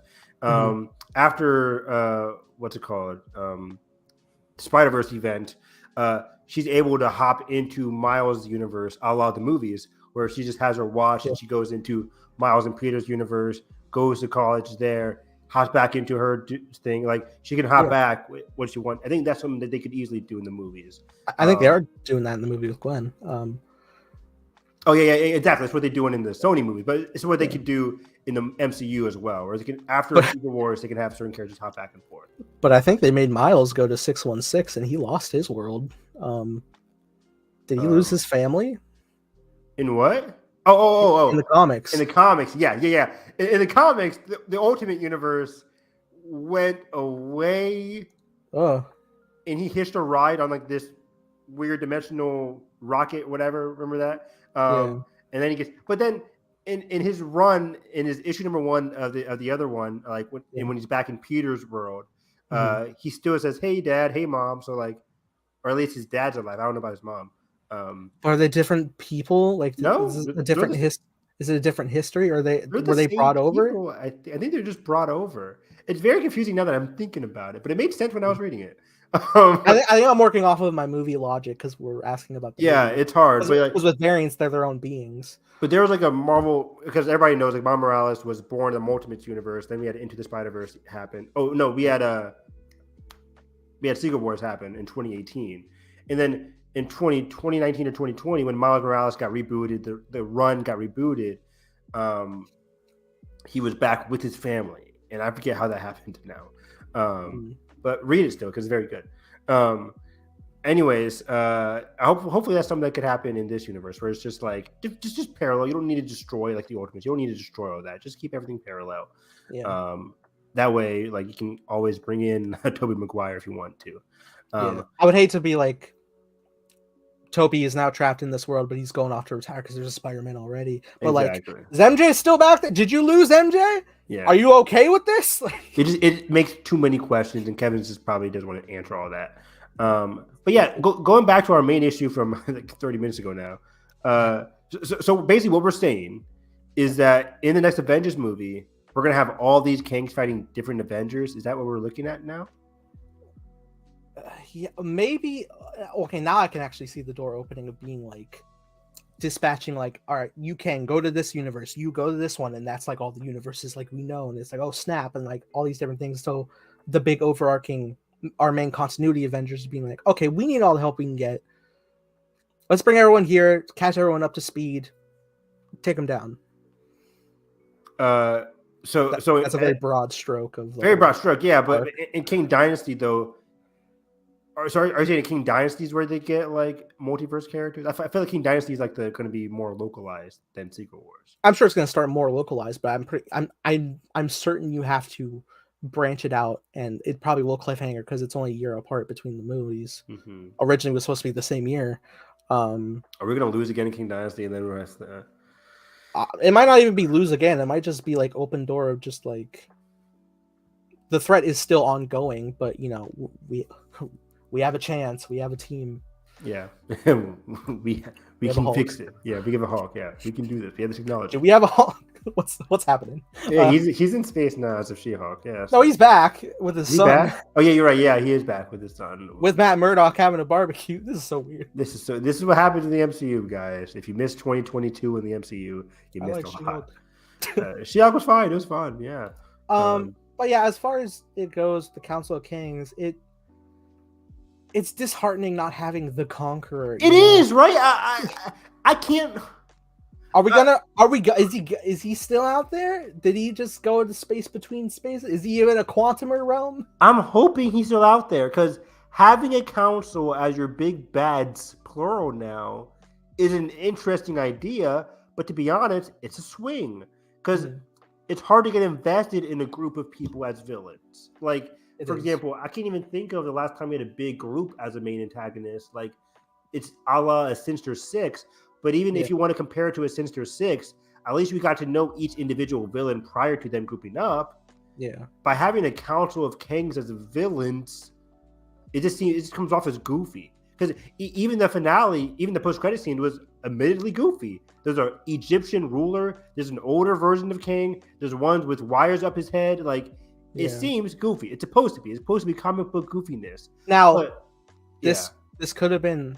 And the whole concept of the Council of Kings is really cool. Like, seeing it is really cool. The implications of the end credit scene have us here today discussing it. We're unsure. But also the execution. The concept is like, wow, all these Kangs were fucked. But how they're displaying it, all these Kangs are like psychotic super fans in a stadium crowd. Yeah, there's one's like, looking at the camera. Yeah, kind of frat bro era Kangs. But it's like every Kang just popping up from a universe is just like super like, ready to go, just like I was like, what were you told when you were brought here? What's the motivation? What's happening? Yeah, and I think what's the your notion fight? is What's your stakes? Exactly. I think the notion is like a lot of these are weaker too, so it won't be hard for like a Shang-Chi or a Thor to defeat some of these Kangs because they're not all like King to Conquer that we see in Ant-Man. They're not all super strong. Now, pitching the concept of taking these lead 3 Kangs and making them like boss opponents throughout the journey kind of interesting. Like, what do you mean? Explain on that a little bit. Just like in the overarching goal, I don't know if there's going to be like some like MacGuffin journey we have to do to like stop the entire thing, but imagine like you're going on the journey, like we have a cause, what we need to do, we have a way to stop Kang. In the way, here's this one of 3 Kangs, and then further down the line, or if it's a different group, here's this Kang, and like they're big opposing threats that the teams can barely handle, and having different dynamics of these different teams fighting together until we all come together forces the greater Kang Council. That'd be cool. Yeah, I see that. That would be cool. But again, even in that sense, it makes for fun hero dynamics, but not fun villains. We still don't know like the emotional. Give me some emotional Kang villain stakes. What do you want to do with this multiverse? You just want to conquer it? That's cool, but what's your emotional reason for it? Who are you losing if you don't do this? I feel like if we don't get Kang the Conqueror back, we really dropped the ball on the concept of Ravonna, who's went off somewhere. Which I think that's something that Loki season 2 can get into. Yes, and I don't know if the movies will get into that. I think it could, because I mean Kang is the overarching threat. So sure. And hell, they basically put a clip from season 2 at the second end credits for this. So honestly, I don't think we can make this call until we see Loki season 2. Then we'll have a clear picture. We have to see some more. I think both of you and I are both in unison here. Where it's like it'll be very disappointing if you lose Kang the Conqueror and are stuck with these 3 offshoots and weird versions who are seemingly imposing, but I don't want them to be my main villains because I don't understand their motivations either. Besides just like, hey, these guys are messing with the multiverse. We can't have them do that. Yeah, this isn't like Phase 4 complainers that were like, there's no clear direction where the universe is going. It's very clear where the universe is going. No matter what the dynamics were of the different settings, we know where it's leading. It's just here we see many visions, we just don't know which ones, and we are just hoping for the best execution. Yeah, we're hoping for the best execution, and what I'm hoping for is to get emotionally invested in this upcoming phase. Because as a starter to Phase 5, I'm excited to see more of Jonathan Majors' performance, because seeing him deliver thousands of different performances there was a great interview with MTV News he did Floating on the Timeline, which was they were asking like, did you see Quantumania? Did you see the film? And he's like, no, I did not. Which he did by choice. Like he went to the premiere, but he was like, I didn't watch it because in terms of him playing Kang, his whole idea is that if he goes in and watches it, he'll be like, oh, you went with that cut? You went with like that take. And so that's going to like psychologically like stick with him to only be that committed performance and not be as explorative of different versions. I'm sure the internet was totally understandable of that comment that he made then, right? I hope so. Well, fuck it. I hope so, because that's a cool concept. It's a cool concept, and it's not the first time an actor's going to watch their movies, guys. It's not. I bet people are like, oh, even he thinks it's bad. It's like, no. Adam Driver was like, I think he only watched Star Wars movies because they're big Star Wars movies. I don't think he even watched half his. Adam watched most of his movies. Like people don't watch most of their movies. The guy who's in Facebook, what's his name? Jesse Eisenberg. He doesn't watch his movies either. It's like people don't watch their movies. It's completely normal. But yeah, I do like that idea where he's like, I don't want to interrupt my process in terms of getting into Kang and different types of Kangs. But yeah, I'm excited to see different types of Kangs and Jonathan Majors' performance, but I want to be invested in why why Kang is going about his tirade, why he wants to conquer, why he wants to create everything in his image. Granted, what we get from this movie is that like, I want to be in charge of everything. I want to be the ruler of it all. I took out all of the threats kind of thing. I've lost so much time. I need to get back. I need to focus on what I can accomplish. I've seen the end, and I need to get to that point. It's very, I can see that, but I want to dig deeper into all of that. Boy, it's weird, Evan. Because they set the stage for this Kang to be menacing and powerful. There's a whole scene where Janet's running away and he freezes her in place. Like he has the power to stop her physically in time. Do I know how he does it? No, but I love it. I know it's awesome. I just know it's the suit. Like they made a special thing. Like I stopped him from getting out, but I gave him a suit, and that just fucked the whole quantum realm. But in the end of the movie, he gets zapped by Hope, and then he's just like, well, his suit's already damaged by the time the fight starts. yeah, because he, like he got like one blast out to keep Scott from going in. yeah. So he's noticeably weaker. That's true. But Yeah. but damn, like kind of led up because like the whole yeah, like final climax when we have like an even like gianter man, which you know is a cool concept. That gets like KO'd by a king, right? A little bit. Well, yeah. Basically, the whole time, Kang's whole viewpoint with Scott is like he's more of like a nuisance than an actual like stopping threat, even though he gets stopped. It's just, you know, because again, it feels quite rushed, doesn't it? Yeah. It's just it's odd. You know, we're spending a lot of time where like Scott's being, you know, giant man. He's destroying his city, but like the city is not like a giant power source or anything. He's more, and Scott's mostly running into just like, we had a deal, our words are bond. And I'm just like, you know, if you had just followed the trailer plot line, I would be behind this dialogue. Me too, but we had a deal. Did you? It was more of a threat. It wasn't a deal. It was like, hey, you're gonna do this for me, or I will kill your daughter. And then yeah, and it wasn't even a thing of just like, you know, you do this for me and she's free. Like he was just like, don't touch her, and he was like, then go get what I want. Like Scott, you have no higher power in this, right? And then when Scott does the thing, and he's like, cool. I'll take that. He doesn't say I'll take that and kill Cassie. He says I'll take that. Janet's the one who's like, whatever, we're gonna do this thing. And Kang did say he's like, and then kill the girl. She'll be fine without you. Yeah, you're right. Okay, you're right. He did say that. I forgot about that part. Yeah. But there was a moment where I'm like, now I'm completely blanking on it. But there was a moment where I'm like, what are you doing? Get back to me on it. But there was a moment where I'm like, you kind of go against what you were saying there, Scott. But yeah, right. It was just very back and forth, and the real like antagonism that Scott had with King was like it fell flat. Or it's just like, we had a deal. You should have done this. Like come on. You know he was like threatening you, so like you shouldn't really be. You should be upset because he's a villain, but you also was like, I'm not really motivated to be like, come on, Scott, do the thing. It's just like, okay, whatever. Evan, was this false advertising? Can I sue? Is this like the From Yesterday court suit where they wanted Dakota Johnson? I was just looking into that today. I was like, oh, Ana de Armas is supposed to be in that? I forgot about that too. Apparently it happened.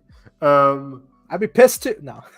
Where's my Ana de Armas? I am a little pissed because there's like, I see the vision for a great third Ant-Man film of this personal story against this menacing, just a motherfucker of a person. But and like, god damn it, like props to the fucking guy who cut this trailer, because he made the best Ant-Man movie in a few minutes. Is that true? Because like, you lost a lot of time, man. You really could use it. Like, they explicitly showed flashbacks of Cassie for this context. It did, and aren't in the film. Aren't in the film at all. In the conflict, again, the heart of this movie is really ruptured by them not focusing on Scott losing time with his daughter. Their friction, their conflict, their inner father-daughter conflict is rushed. It's quick. It's not enticing. It's not intriguing in the slightest. Because again, part of it's used for comedy. Part of it is rushed over. It's very heartwarming. But for it to be increasingly more heartwarming, you got to give us something more.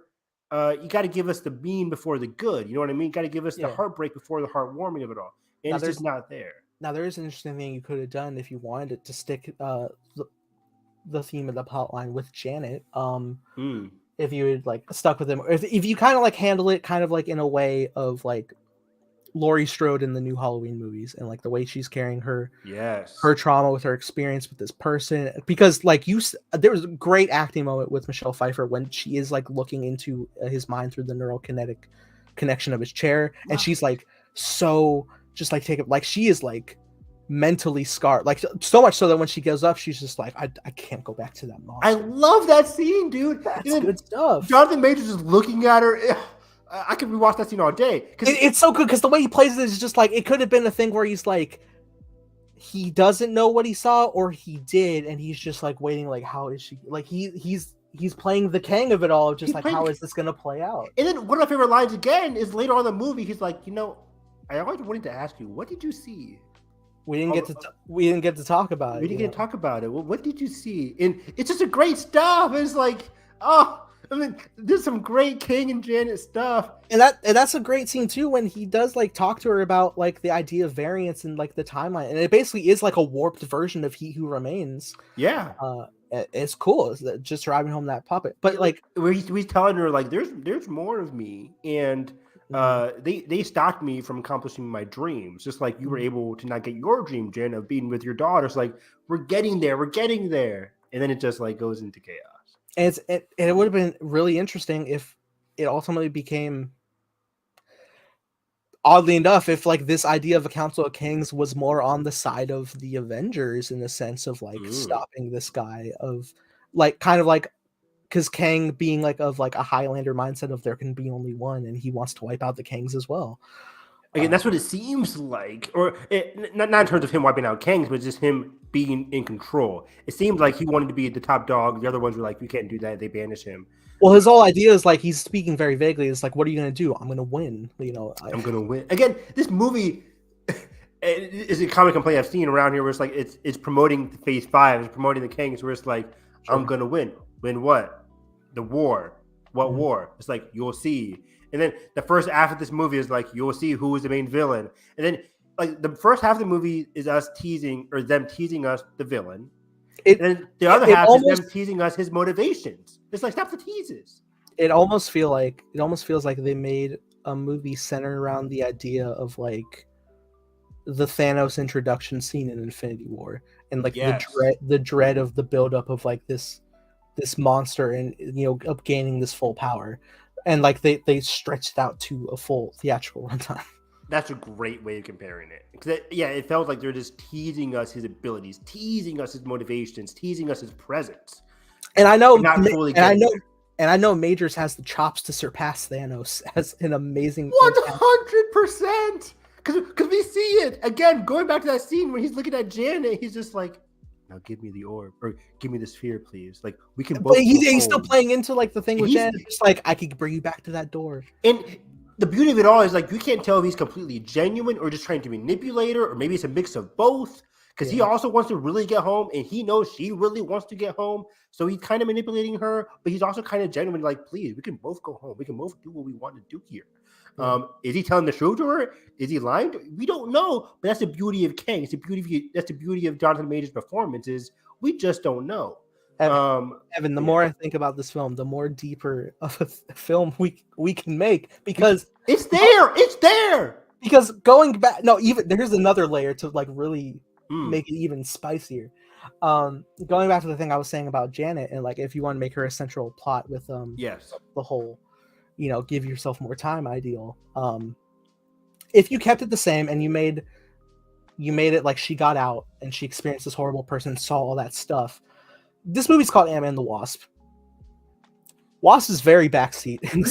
We didn't even talk about Wasp, dude. Oh my god! I guess if you wanted to autofill, it's Janet's Wasp for this. But now here's the thing: if you wanted to do that, here, and again drive her home, you could have had and having all the different things of what we went off of that trailer that we like Scott also being lost time. If you played it into both of them, like he tried it with Janet, it didn't work, but it's working with Scott, and then you could have a thing where Hope is very supportive of her mother and her trauma, as opposed to being like, just tell me. Just tell me. There's a scene in this movie where they're walking, and Janet's like, I can't talk about it right now. A, it's annoying that she can't talk to her daughter about it, but I understand it's trauma. B, Janet or Hope follows up being like, and why should I even trust you? Well, maybe Hope, because she's your fucking mother. Just let her process this trauma. She doesn't have a right to tell you what happened. Scout ships I just saved you from? Exactly. I just saved you from all this shit. And now you're like, I can't trust you. It's like, stop it. So the movie for Hope, it's like part of the movie where she's like, I'm trying to sympathize with you, Mom. I'm trying to ask you about what's going on. You're not really talking to us. They then go into like, I can't really trust you. then automatically just flipping it like a switch, being like, "Oh, I love you, Mom. I totally understand you now." It's similar to the Cassie and Scott thing, where it's like Cassie was kind of like, "Dad, we need to do better," and then it's like a switch where it's like, "Oh, I love you now, Dad." It's like their emotional switches are very quick, and just the movie doesn't take the time to go through it. And the whole Janet Hope thing is just very thin. Hope is just like not even a character in this movie. I can't tell you a great Hope scene in this. Yeah. Outside of like when she swoops into the probability storm to pull him up, that's always nice. That's a great shot. That was a great shot. Yeah, I love the tender hug they share after they defeat Kang, and they're just happy to be alive and that Cassie got out. A great moment from Paul Rudd when he, is just like, "Where is she? Is she safe? Please don't let go." He's just so happy everything's over. Now that would have been. I love that. Now, okay, have the driving force of Scott wants to get more time with Cassie. To have that trouble ideas of like, I don't want her to become what I was, and she may have been becoming this because I lost that time and I wasn't there to guide her. Have Janet be traumatized by this element of Kang because she was in this position before, but she broke away and she's frightened of this monster and the timelines that he's destroyed. Mm-hmm. Have that culminate in a conflict, because obviously Scott and Hope are a couple. Hope supporting her mom, Scott wanting the best for Cassie. Have that be, a conflict between them. Yeah. Relationship wise, these three big elements all tying together, that when we do overcome Kang, it basically, you've made a Civil War movie and an Ant-Man movie. Yeah. I'm totally with you there, because the beauty of the Ant-Man franchise is family. And I mean, you can say the same about with the Guardian, but I think the Guardians handles the idea of family a lot better than what Ant-Man is doing here. Where it's like in Ant-Man, we're not getting those family struggles, which I think worked well in the first movie. But like in this movie, the family struggles are just very thin. Like the movie's trying to say like it's there, but then it gets solved very quickly. And like what you're saying, that you can easily combine the Scott problems, you can easily combine the Hope and the Janet problems, but they just choose not to. They choose not to handle those. But then they try to choose to give us the Hope, the Janet, the Hope, the Cassie, and the Scott hug at the end, where all three of them are ready to fight. But it's like it's not really triumphant, because they didn't triumph over anything, really. Yeah. Besides just like surviving. It's odd, because ultimately it wasn't any of them that breaks Kang's suit to make him beatable. It was the army ants and a surprise MODOK turn. Yeah, they didn't really do anything there. They're kind of like Now their agency was gone there. Now picture in the greater idea of the MCU, if this dream movie came to fruition, the idea of Kang having the power to break families and everybody from one another, like obviously, like the whole idea of Zemo and Civil War and the Avengers, like they are a family and they were divided, but being that was like effective, yeah. But also they came together much later in life. Now imagine sticking with people you've known all your lives and breaking those bonds, and being able to do that targeting each individual Avenger. Like if you were to do this in like different ideas of like, imagine like tearing Tony and Pepper and Rhodey apart, or Steve and Bucky, and like just those most personable bonds that teamed up together in Civil War, because you can't break those. If those got shattered, and Kang has that ability against everybody, and there's many more of them out there, and he's just like the worst of the worst, that drives home the idea of a very compelling, terrifying villain for Phase 5. Yeah, again, in the trailer, on top of him massacring everybody. Exactly. In the trailer that we keep talking about, and even this movie, Janet says like he has the ability to destroy complete timelines. There's a shot where she says to Scott, "You cannot trust him." Different take dialogue in the movie. Of course, yeah. And then it's like he has the ability to destroy timelines, complete universes, whatever. But then in this movie, his exit is very fast. He's imposing for a lot of the moments, but his exit's very fast. And now again, we're just left with three other Kangs. It's like I wanted the guy who can destroy timelines. I wanted the guy who could freeze people destroy Ant-Man like the ants, like right, like he can boot. He'll be the boot that just kicks the ant. I want that imposing Ant-Man, but now he's gone. Now there is phenomenal line delivery from Majors when he is like building himself up. He's like, "I am Kang. You talk to ants." Like it's funny, good. but it's also like, goddamn, like It's true. It's true, but also he's about to fucking beat you somehow. Yeah, that's inspiring. That's cool. Exactly, 100%. But yeah, again, in terms of the rush and the quick editing and pacing of it all, his exit is just very. It goes from being imposing to his thing getting destroyed again and again. Like the thing got destroyed like basically twice, and then then his exit, he just gets beat up by Hope and dies. Now, in the grand scheme, the movie as is, I can watch it again. I don't hate it. I do like it for what it is. I'm just the only like detracting thing that sticks with me is just the ideals that it could have been, and the fact that those ideals were built off of the very marketing that they gave me. Yeah, I mean, I think what that is in general is that there's a good movie in here somewhere, which I could say the case for a lot of MCU movies. I said the same thing about with what we were talking about earlier, Thor: Love and Thunder. There's a great movie in there somewhere. I really had a good time with Thor: Love and Thunder, but it could have been a lot better. I think we all agree with that. Like, there could have been a lot of better emotional hook between like Thor and Natalie Portman. And I can say the same thing with this movie. Like, there's a great father-daughter movie in here somewhere between Cassie and Scott, and the parallels. Because I can see what they're going for in terms of Cassie being in parallel with Scott in the first movie, in terms of the underdog narrative, in terms of him helping out the underdog, always the guy for the little guy kind of thing, right? But those themes aren't really fulfilled to the best extent. And it's combined around a rushed narrative, messy visual effects at times, and a villain who, while great, is stuck in a movie that is just not giving him enough material to work with. It's funny. You almost feel like you're, connected more with Kang in that sense because you want to break out just as much. Yeah, I want you to break free. I want you to build up a lot of like the potential of what Kang could be. And exactly what you're saying, like Kang is trying to say, like, I have so much potential. Let me break out of here. And I'm like, he has so much potential.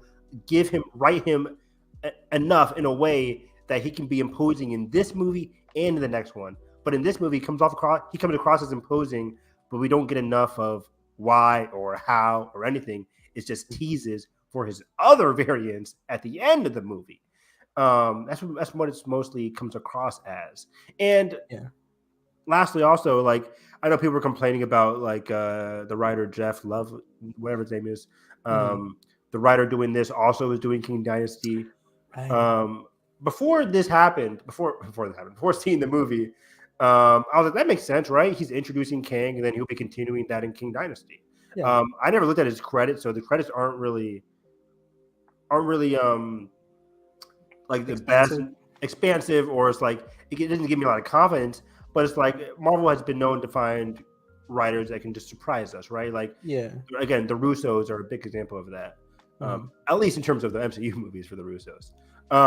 As much as like I can find like some issues here and there with Homecoming, there's a lot of heart in it that is very commendable with the writing in that, and because I was coming off of dudes who wrote the 2015 vacation comedy that bombed. Like, what are they called? Like Jonathan Daly, something like that. Were they also the writers of Game Night? Are those the same people who did Homecoming? I don't. Are those different people now? Might be different people. Homecoming predates Game Night by a year, I think. Okay.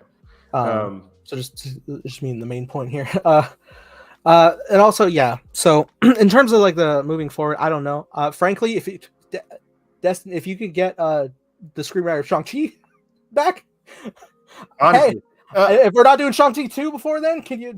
Hey, and that goes into what I was about to say in terms of like the writer doesn't give me a lot of confidence, but King Dynasty, I'm still looking at as a Destin Daniel Cretton movie. Right? Destin is a great director. Short Term 12, Shang-Chi, his other work. He's working on American. What's it called? American Chinese.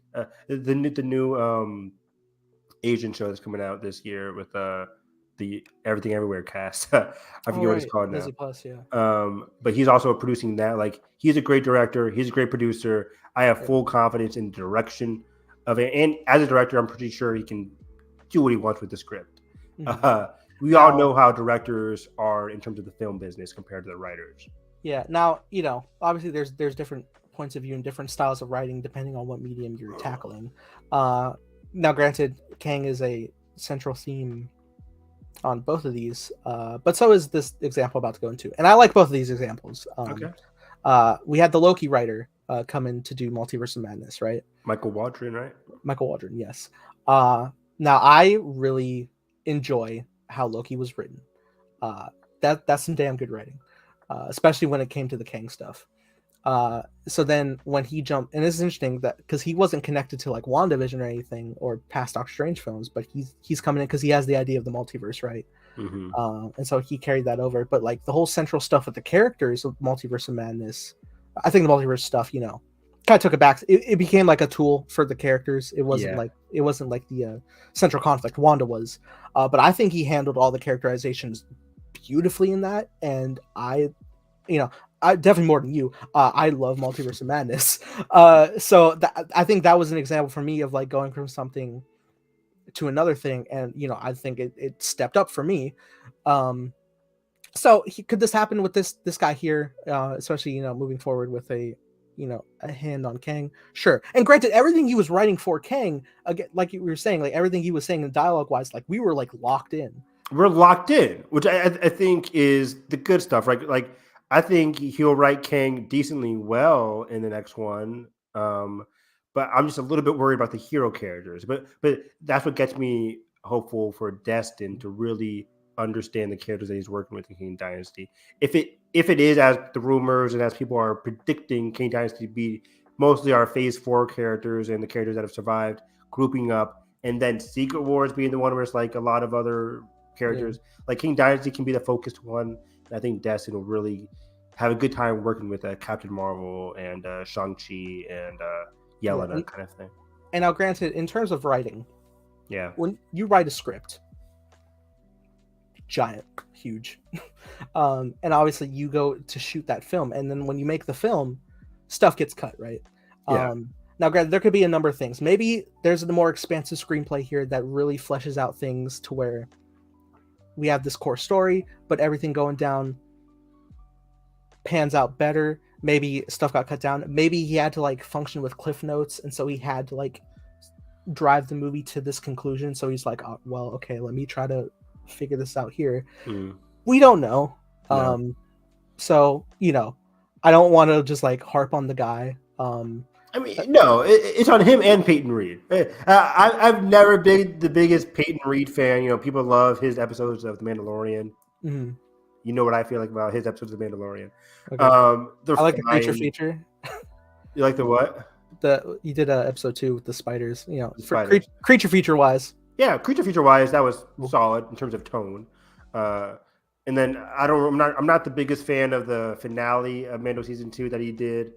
But it's so hard with TV because I mostly put the blame on Jonathan and Dave in terms of writing. Because in terms of writing TV shows and writing movies, they're two different types of art forms. I mostly put the blame on John. Peyton's just coming in to direct the scenes, but Peyton's not the one who decided for Luke Skywalker to come in there. He's not the one who did all the weird narrative issues that I had with the finale. That was all John. Peyton's the one just directing it all, and pacing it all. Well, granted, yes, Peyton did direct this movie, but we are also following an overarching roadmap. True. Do I blame Feige? I hate to just yell at Feige because he's so damn likable. But I'm putting blame on Feige. I mean, but again, so are Dave and John. They're likable. yeah, they're all likable. Everybody's likable. But in terms of movies, in terms of MCU movies, I don't want to blame the system. I don't want to blame Feige. You have to do it piece by piece, and we have to blame the film as it is. I'm tired of blaming the MCU on being just, well, it's the MCU. You know what they got? It's a conveyor belt. They always have to tease because it's the MCU. But no, I'm gonna blame Peyton, and I'm gonna blame the writer. That's who you have to blame. There's a movie that could have been great in here. That's fair. It's not it's not. What am I trying to say here? It's Yes, not the roadmap. It's how you execute it. exactly. It's how you execute it. You can do a good tease for Phase 5 while making a great Ant-Man movie, and You I could just don't think argue I don't think they got that. you could argue Phase 5 is being teed up heavily in Loki season 1, but the way that's written, hey, Fantastic, good exactly. job. And yeah. Let's look back at other cases in the MCU. I can't really like. Well, I'll say Multiverse of Madness. Okay. Obviously they're setting up a big thing as much as the end credit scene as well. Like the big idea of incursions, which we know by this Ant-Man end credit scene is the big conflict coming.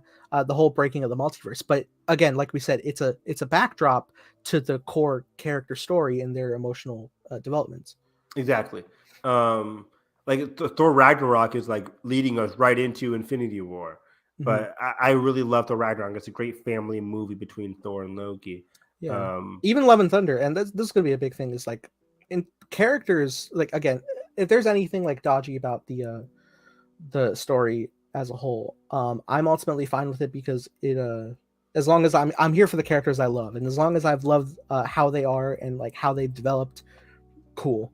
And Love and Thunder did that for me. Like where Thor leaves off, his emotional struggle, it feels like the man loses somebody every iteration ever. Yeah. But it endears me to him even more so, and I commend the man not putting the hammer down and being grief stricken and continuing forward. That's the whole thing why I love his journey in Endgame more so than others, because he does fall into that pit, but he comes back out of it. Yeah.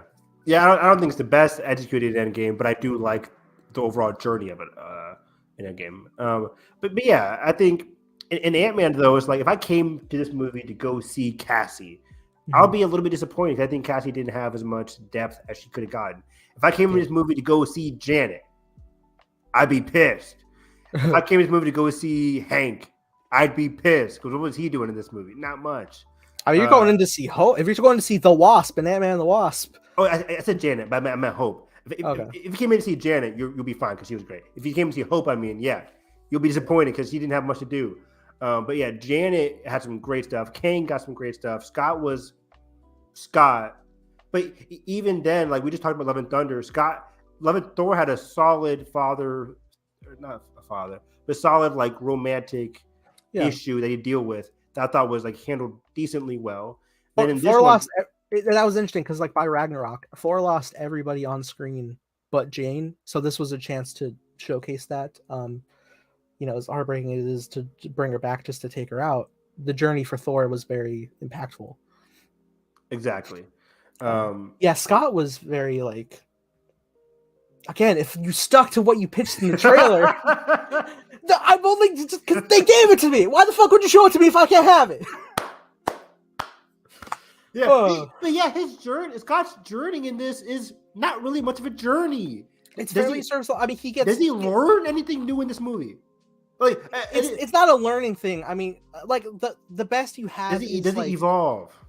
No, it ultimately is just it's protecting Cassie, which is like that's been his like over his big thing in every movie is Cassie. Everything, yeah. But like ultimately here, aside from like a couple scenes, whether it's like bringing all the different versions of himself together for Cassie or being reassured that like he did save her, those are my favorite moments in the movie of his.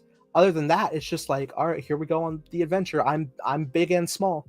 Yeah, it's surface level as hell, and yeah, they don't dig into Scott's arc. There's not much of an arc that he goes through. And what they're trying to say is like, hey, Scott, you're focusing on yourself and not the little guy anymore, like what you used to be. But then again, we talked about it throughout this 2-hour review. Now it's like that's not given enough time. It's given like one scene, maybe another little bit of a scene, but then he's back to saving Cassie. It's like there's not much focus on the underdog or the little guy.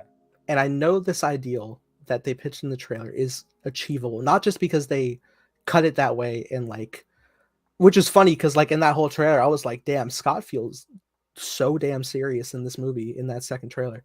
I know he's capable of achieving emotional depth like that because of his scenes at the beginning of Endgame. Like when he's looking for Cassie and he gets reunited, he's very choked up. And even like later, after he's reunite with Cassie, he still lost hope, and he brings that up to Steve and Natasha, and he gets choked up trying to say that as much.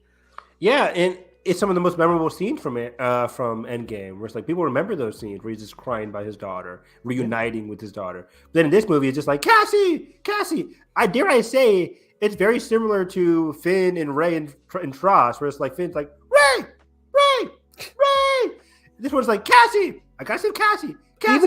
Even if you stuck with the story that we got, you could have made this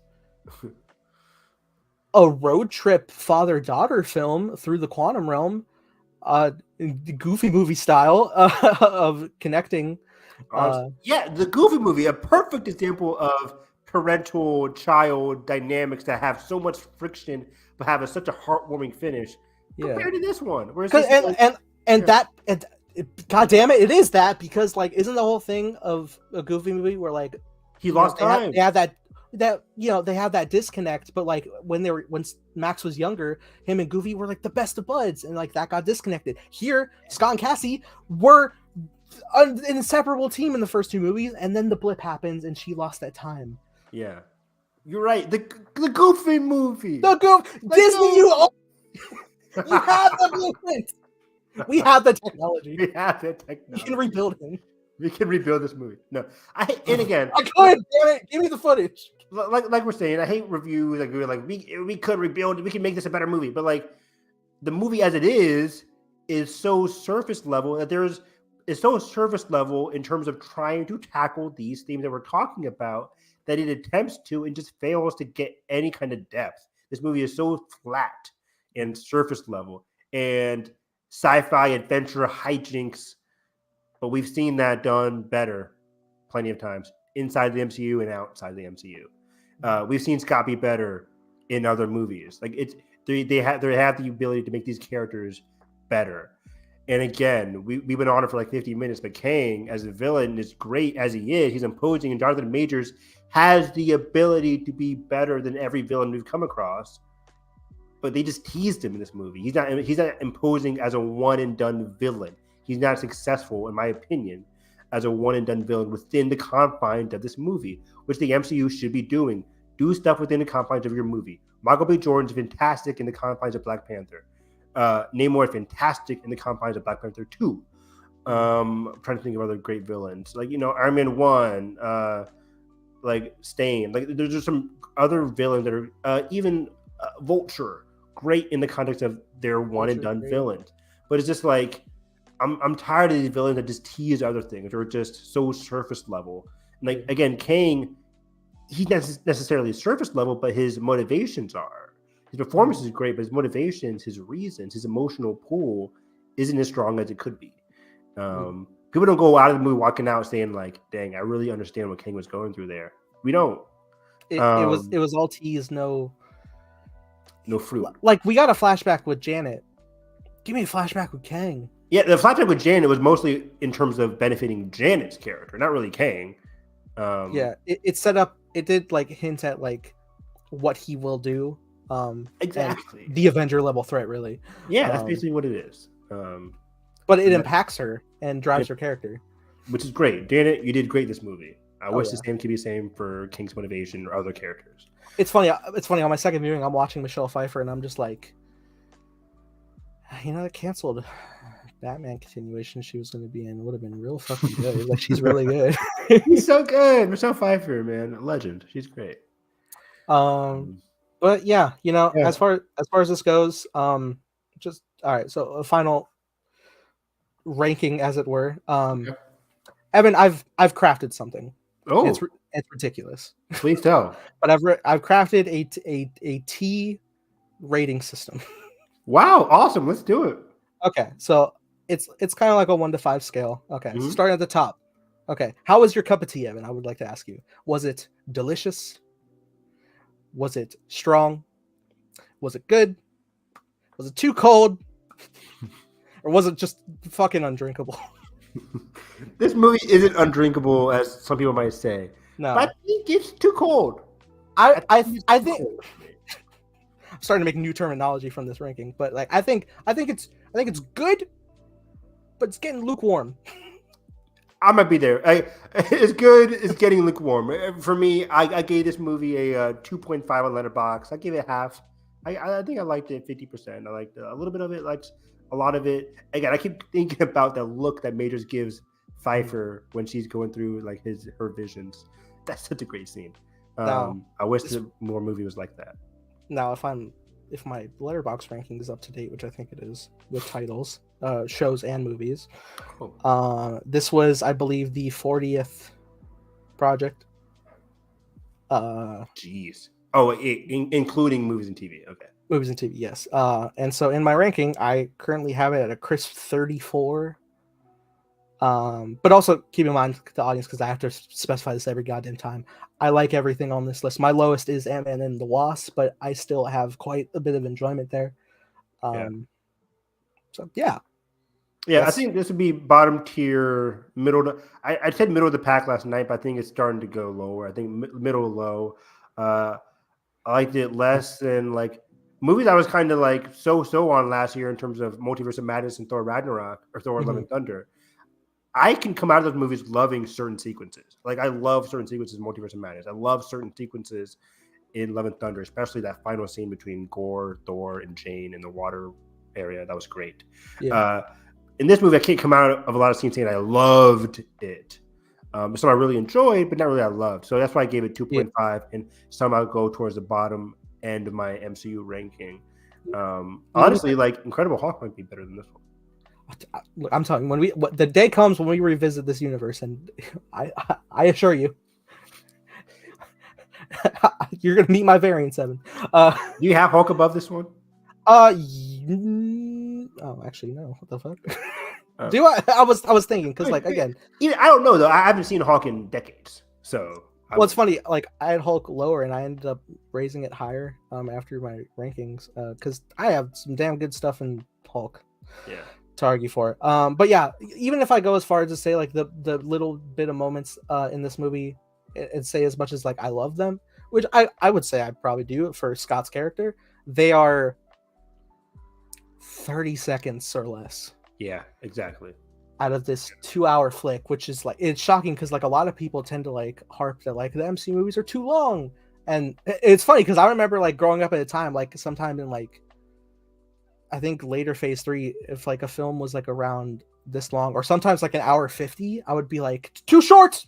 It's not possible to get the full narrative, even though it is, and we've seen it done in the short amount of time. This one was like, I don't know if they just had too much, or if it's they just kind of like they watered it down.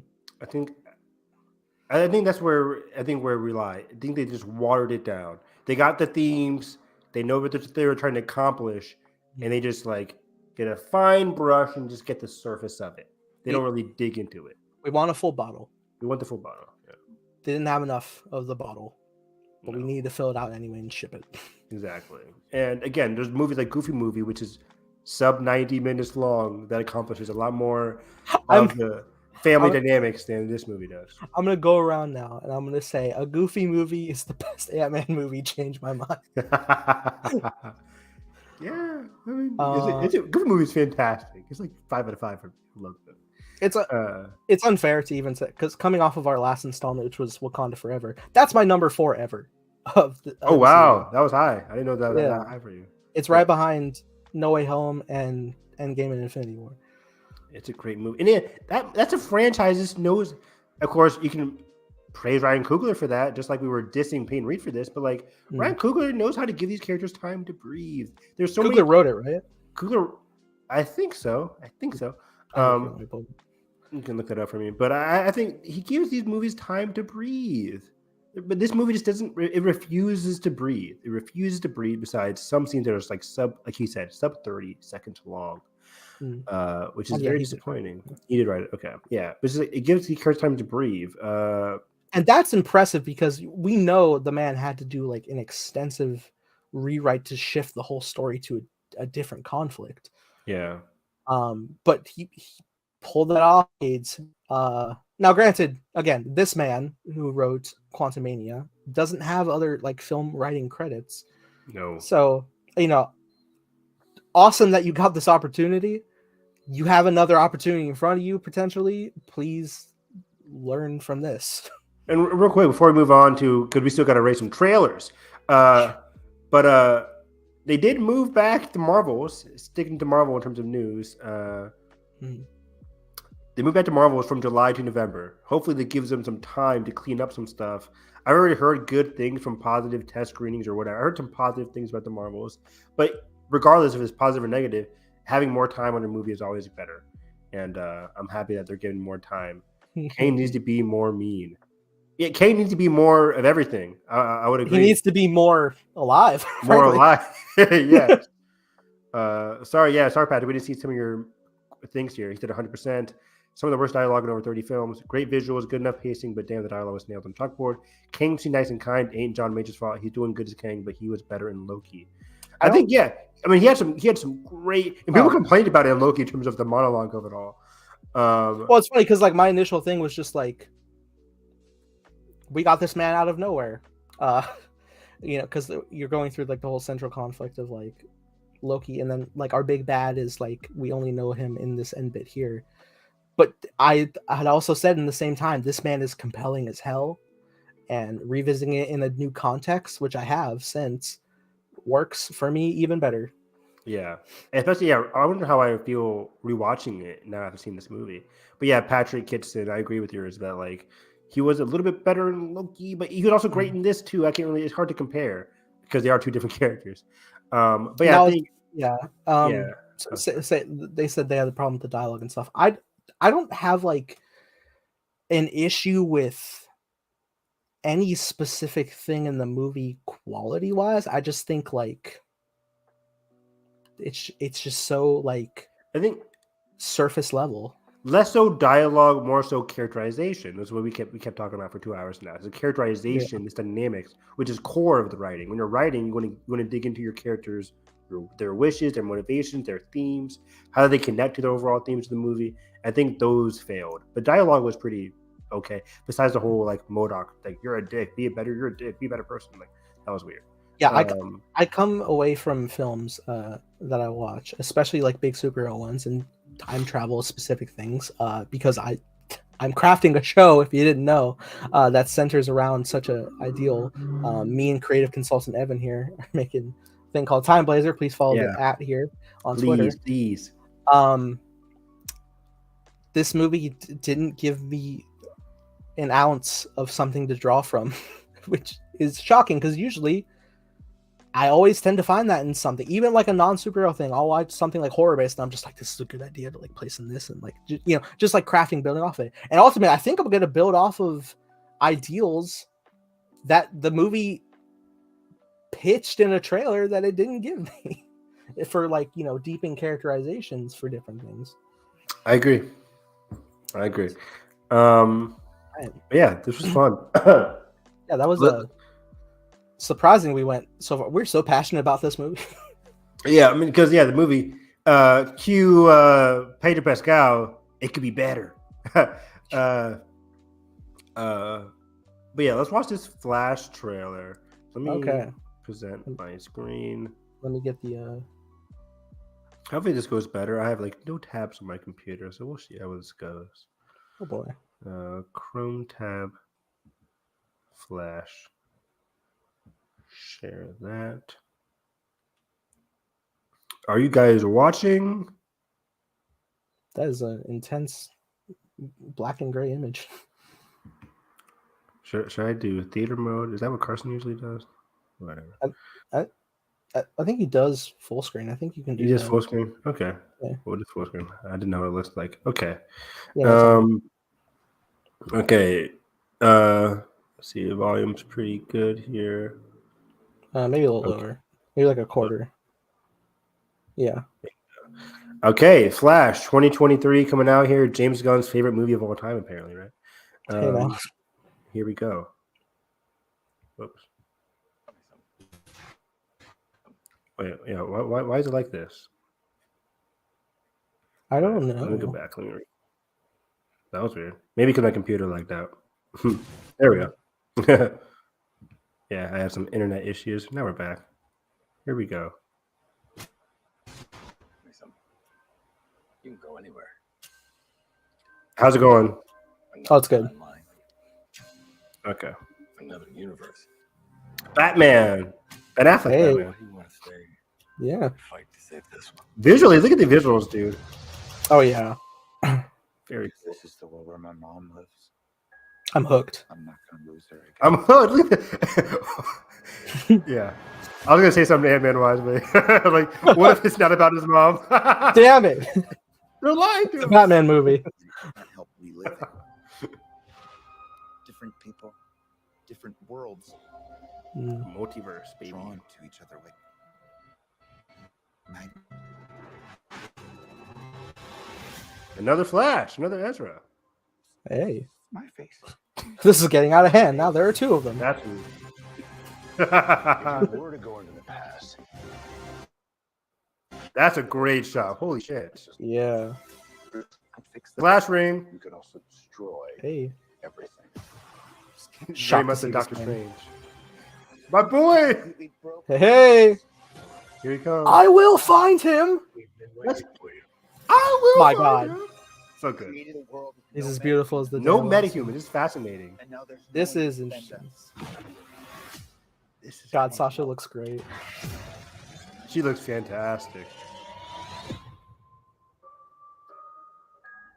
You get the theme, It's the Kate! layer. You are. Yeah. I'm a conqueror. Hell yeah. It looks so weird because it's so updated, but it's so cool. Well, he's never been this spry, Right? Yeah. but you know it's cool. What a shot. Can't undo what I That's did. so cool. Whew. If I can't get back, Oh, So cool. woo.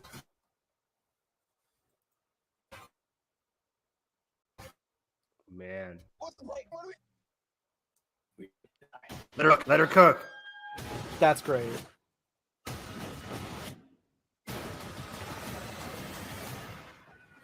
It's not Clark. It's better. I'm It is Warner. better. Man, this Flash trailer is so good. The suit. Barry, what are you doing? She looks stunning. Kids are gonna want to see this. She looks stunning. While we're here, I want to watch the TV The spot. TV. That did have a little more, yeah. It's so good. I like the. There we go. Big game TV spot. I wonder if it's the same thing. Okay. Warner's, but yeah, it's good. That's Yeah, it is. Oh yeah, it is. Here we go. This one's so good. This is good. I love the whole What's happening? sound design. Yeah, that's good. Hell yeah. You changed the future. And you changed the past. The suits. Oh, I need it. Want some help? You're. Yeah. I'm Batman. It's just so good. Just visually, it's just Yeah, crisp. I just like that one because she says like, "What did you do?" I was like, Yeah, that's the It's so best good. part, man. She's so good. Let me go back here. Let's Yeah. talk about this trailer. Let's let's mute. Okay, so little update since our last meetings. I have watched the animated Flashpoint movie. Oh, good. What'd you think? Well, now I was like, oh hey, this trailer, like I already was like in it. I was like, wow, and now I can't unsee the Flashpoint of it all in this when I rewatch. Yeah. Which I don't know if that's good or bad because I obviously see it in a new light, but on the other hand, I'm just like, damn, I'll never be oblivious again. You're a new man. I'm a new man, but it was an interesting watch. So overall, great little animation. I was very impressed how they were able to pack a big ass storyline into like a 90-minute cartoon. Agree. Reverse Flash is fantastic in that movie. Yeah. Yeah, the emotional hook there for Barry was very, very believable, very emotional. Yeah. So now looking through the trailer, I see different elements that are very obviously Flashpoint adapted for the DC universe. So obviously here we have the situation with Barry and his mom. The animation did leave out the idea of his father being around, which we know in this universe he was framed for the murder of his mom. Oh, the movie doesn't give it to his father at all? No, he's not even present in the animation. Oh, So weird. that's an interesting one. Iris is in it for like probably as much as she's going to be in this movie, if I'm being honest. Not very much. Yeah, Not she very doesn't have the much. biggest role. Yeah. If she's still in here, I hope so.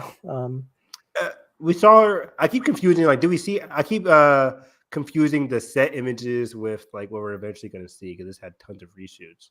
Yeah, So I think I don't even know. I feel like did she have a shot in like the early teaser from Fandom? I'm not even sure now. I remember there's like set images of her behind the courthouse or whatever. Hmm. But that's about it. Yeah, I don't know if she would be in Yeah. this movie. Yeah, the movie's about him and his mom. So if she's not in Yeah. it, Even I even just understand. even just looking at this here, I wonder if Barry's dressed nicely because he had just got done visiting his mom at a gravesite. Because that's an element in the animation. Either his mom or the court where his father is still blamed for Yeah, because his at this death. point he's working in criminal justice. Yeah, right. And it kind of gets you a little bit of the issues of this movie. Like we're just jumping into Flashpoint, so we have to get caught up Yeah. into Barry's predicament. Well, granted, that's where that's what the animation did for me too. It didn't really have a predecessor, just kind of adapting. No, but yeah, it's weird because like the animations, presumably that you know that you've seen the Flash before, though. Like it's not your first time seeing this character. And granted, this isn't our first time seeing the Flash because we saw Sure, Dust. everything's pretty lived in that But movie. for example, it's like we have to understand his issue with like getting his dad was properly framed. His Yeah, mom has died. And he now misses his mom. He's willing to break the universe for his mom. Like, these are big things that we have to just grapple and just understand in the first probably 10 minutes of the movie. well, they established the father stuff in both Justice League versions, so that is a step not Right. brought up anymore. But you know, Yeah. that's fine. The actors they got are Yeah. doing very well. The young Barry they cast like that. That's some damn good cat. That looks like a little S right there. Oh yeah, for the younger Barry in the new timeline. Yeah. Yeah. Oh, you mean like the younger kid? Yeah. Yeah.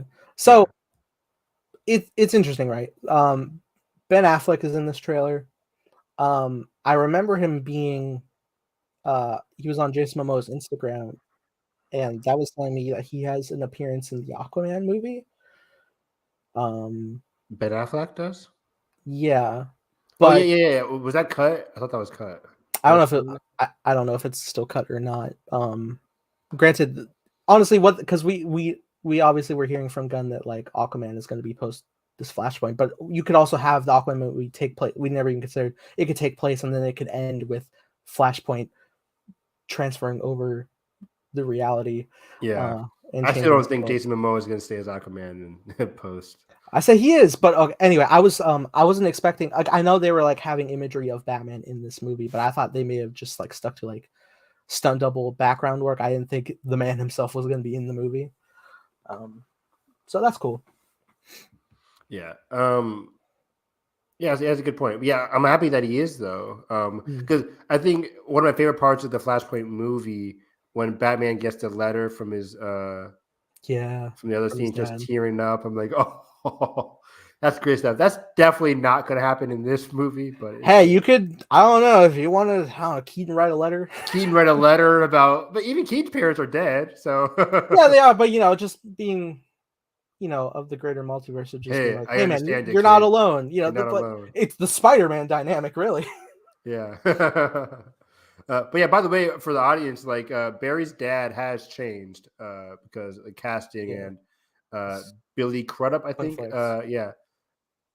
He's busy. Yeah. So But also, like, Yeah. the amount of time this movie's been pushed around, you couldn't find some space. Yeah, this looks just like Ezra. That's crazy. That's really It's good wild. casting. Well done. Did they de-age Ezra? No, I'm kidding. They're not that good. They've been filming this since back then. He just looked like that. Yeah, exactly. This is a cool transition to the night. Yeah. Overall, I really love this trailer. Yeah. Oh yeah. And yeah, this is Bruce, right? I assume, right? Bruce's hand. Yeah. So on the TV spot, does he have long gray hair? I think so. Because we had how's that fitting in the cowl, my man? And I don't think it does. I think he stopped being Batman for a bit. I think. Okay. That's what I took it as. Like, it's a decrepit mansion. We don't even see Alfred in here. I think he's kind of just like semi-retired until. Oh, Alfred's gone. Oh yeah, sure. Alfred would definitely be dead. That's a good point. But yeah, I think he like took a break or stopped until Barry kind of like rejuvenates him. Yeah, what do we think this new world will be? Now, do you think? What do you think? Do you think the conflict's gonna take place? So in Flashpoint, it's tricky, right? He's not in his time. His timeline's ultimately rewritten, right? So like there is no Flash. Batman's a killer. Superman's locked up in a prison. Cyborg's working for military, and the big Amazonian Atlantean war is on the horizon. That's some great stuff. Yeah, we have different things here. Obviously, they're swapping out the Atlantis Amazon war for the invasion of Zod, which I think is a very smart move. Very smart move. Yeah, very smart move, and very cool to bring in Michael Shannon again, which is just awesome. Yeah, we know Cyborg was cut completely, which is weird. Not great. Yeah. Aquaman and Wonder Woman, I don't think they're going to be doing all that. Yeah, and the more we think about it, also up in this, right, is like there is no metahumans. Yeah, which makes Zod's like in this universe, Zod's invasion much more powerful because there's nobody that can stop him. Yeah, and seemingly in terms of like the government, like in the Flashpoint, the government is like keeping Superman under like Red Sun stuff, right? Yeah, he's locked up. Well, they're basically that's what they're doing with Supergirl here is like they're keeping her locked up away from sunlight, so she's like very like skinny and brittle. Mm-hmm. Even like Clark's suit in the Flashpoint, at least in the animation, looks like Sasha's with like the primary like logo going into like the shoulder piece. It's not colored, but you imagine if it was, it would look how it does in this movie, which is really cool. Exactly. Yeah, it's so crazy seeing Sasha so like decrepit and so small. But then I can't wait to see her like evolve and become the Supergirl that we know and love. Yeah. But yeah, this is Bruce with his family. Man, yeah, this is gonna be very emotional. Hopefully, very emotional. Again, you're setting up the dynamics very quickly, but hopefully, it can be still very emotional and still very compelling. Now the conflict. This Ezra's going. This Ezra's going bad, right? The new one. This is our other villain, correct? Do you think so? I'm too naive. You're too naive? Oh, okay. I'm too naive. I know what you're talking about, but Zod can't be our only villain, right? We just want to get home. I keep comparing this to like the Flash TV show, where with the whole Flashpoint of it all, like, Reverse Flash is the villain, but it also spawned an evil Barry.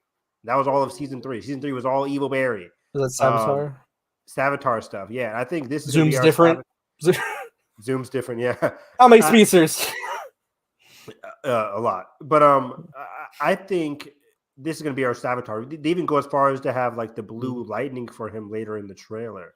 Well, Barry has our main Barry had blue lightning primarily in this universe, anyway. Did you? Oh yeah, you're right. And then wait, so does this lightning change then as of this movie? Well, that's an interesting thing. Is like the whole when we get to the scene where like the lightning bolt's going through his chest in Flashpoint, he loses his power and he has to recreate the scenario to get his power back. But I think in this movie, he'll be the one with powers, and maybe he's giving this Barry powers, right? That's what we're thinking. I don't know. Maybe this Barry, like, because I mean, the way they're cutting it, obviously, it's probably different scenes because they're wearing different clothes. But they could have a situation pull up where it's like Barry comes in and he's just like, "Mom," and his mom's just like, "Oh, hey Barry, how's it going?"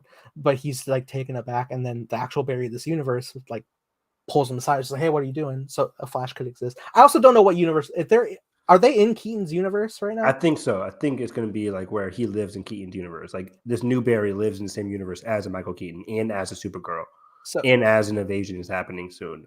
I'm like iffy on like what starts the conflict. Like if he goes back, if he because he's talking with Bruce later, like, "Hey, I can go back in time and save my mom," right? Mm-hmm. But also we know the Keaton universe already exists. This isn't Barry making the Keaton universe in reality. No, well, that's the thing. I think this is just years later in the Keaton universe. Okay. I think it's just what? It could be a thing like maybe he's on his way to do that, but then he like gets and maybe he succeeds and then he's spat out into this universe. He makes his way back home. Everything's wrong, and he needs to recruit some help. I think that's too messy though. Like It is because I don't know how. because I just think this is Keaton's universe just decades later with a new Barry who has no powers, and then Zod comes to invade because everything's weird now because of the timelines and Flashpoint. Zod comes to invade. Yeah. There's nobody Zod that can really invades stop this who- universe. right because Zod is already fucking he's dead in our main He's continuity. dead in the other one. He But our comes to main invade. continuity is rewritten, is it not? Not yet. Well, Or- he said I made a world without any metahumans. True. Oh boy. So are you saying? I feel like he has to, that means he made the Keaton verse. I don't know. So you think you think he messes things up, then goes back to talk to Ben Affleck's Batman? I just think he messes things up, and then he talks to Keaton, saying like, "Yo, yeah, my other world, there was a different Batman. There was more metahumans. Now I'm living in a world where you're the only superhero." Yeah, it's You know what I probably mean? yeah, it probably does. Like the trailer's probably out of order. It probably is a matter of like he does the event, he comes back, everything's screwed up. He tries up here, and it's like, yeah, I need help. Yeah, because I think he does a flashpoint, and everything's messed up, and then he tries to go to Wayne Manor, but he finds Keaton instead of Dale's doing some weird stuff. He finds Keaton instead of Ben Affleck, and then Okay, that's when he's like, "Oh wait, this is weird." Okay, Evan, then what you're pitching would mean that he creates the Keaton verse, which is okay, I guess. It's just Yeah, surprising. Because that he's also saying he wants to not only want to get his continuity back, but he wants to fight to save this one. But the Flashpoint kind of makes it like that can't work in tandem. yeah, I see what you mean. Maybe we're making this all. It's going to be completely understandable once we see the movie. Like, Granted, the it's whole not gonna be original, very confusing. the original idea for the DC universe was they were going to bring Keaton to our universe. Yeah, that was going to be the end game. Where like I think at the end of it all, where it's like everything's all normal now. In that normal version, at the end of this movie, when they fix Flashpoint, Keaton would still be there, and Ben Affleck would just be gone in a completely different timeline. But I could see this being a situation here where like Keaton is like, you know what, Yeah, the most heroic thing to do is to save this boy's future. I'm already old. I've lived my life. exactly. I am Bill. You are But yeah, I think in this one, and I do think like 'cause at the end of the trailer we see like the iconic, not iconic, but just a cool shot of the both Flashes in both of their suits, yeah. clicking their heels together. Like they both eventually get powers. So I think during that scene with the Batarang, they give each other. He helps give them powers or whatever. Oh, for sure. They're definitely like both of them then go to. Yeah, both of them. Yeah, right here. I think this is them like recreating the lightning strike that gave him powers to help give the other Barry powers. For like, sure. This is how we give you your power. Now, do you think Flash rings? Do you think they'll do what they did in the animation, which was it didn't work the first time? And the man is 3-degree burns. That would be awesome. But yeah, so yeah, they come into this new timeline. It was like, oh wait, so Zod's invading. Oh shit! And then there's no Justice League because there's no metahuman. So there's like, oh, this is gonna go very easily for Zod. Yeah, there's no Superman. Oh my gosh, so cool.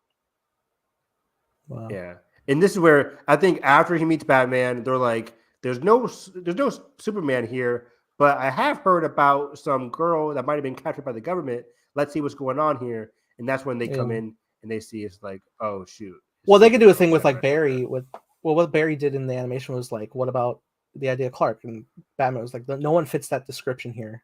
It was like, well, what about a meteorite falling? Because originally it was supposed to fall in Kansas, but in the Flashpoint universe, it fell like within Metropolis itself, I think, and ultimately, like, I think that's exactly what's going to happen here. It's like, I don't know what you're talking about, Barry, but something did fall, and they did get captured by the government.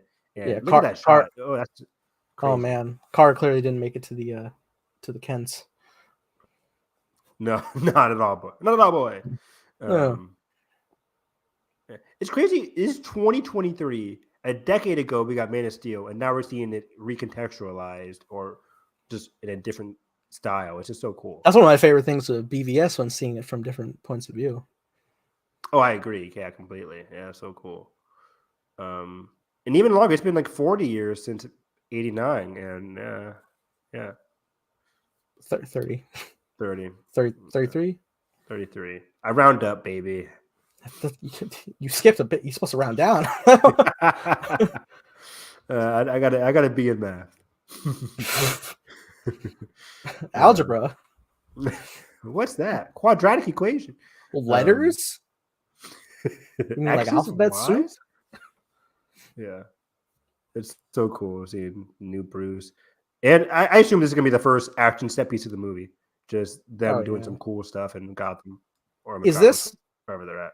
Well, I think this is probably like an alternate timeline Batfleck trying to help out during the Man of Steel attack, because like in BVS, because he was already doing that. Oh, you think so? Well, yeah, because like in BVS, that was the day the world was introduced to Superman. So regardless if there's Superman or not, Batfleck was out there going to help anyway. He probably just has like. But I think in this new Flashpoint, there is no Batfleck in the new Flashpoint. When he says he messed up in the world where he messes up, there's no Batfleck. It's just I think there is here because it's clearly the Batfleck suit that's like going around in this new blue and gray suit, which is cool. So I think it's an alternate universe Batfleck. Yeah, but look right here. It's just dude in armored trucks. Like it's like a bank heist. It's low key stuff. It's not Zod's coming to town. It's just low key stuff.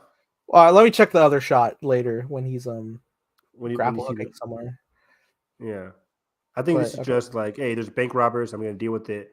Well, maybe the bank robbery is already in progress, and then surprise Zod's here, and so he's like, all right, this is more important. So you think there's a Batfleck, and then Zod's here, and then there's Keaton in the same universe? Sure. Batverse, baby. Okay. I feel like I think they'd be remiss to like have two Batmen not meet if they can. They're not meeting, Nathan. Well, now I'm betting they are. I don't want you to get your hopes up. All right. Well, let me look at this other shot, and then I will. Yeah, this is a great shot. So I think this is also part of giving this other Barry his powers. That's my theory. That is interesting because, because later when it's the breakout scene for Supergirl, Barry's already pinned on the ground. Like, you can get out easily, Barry. But if he doesn't have his power, then no, he can't. Yeah. So I think it's storming. He has to get hit by the lightning, probably. This might be post hit by lightning didn't work. Oh, good call. Also good call. Yeah.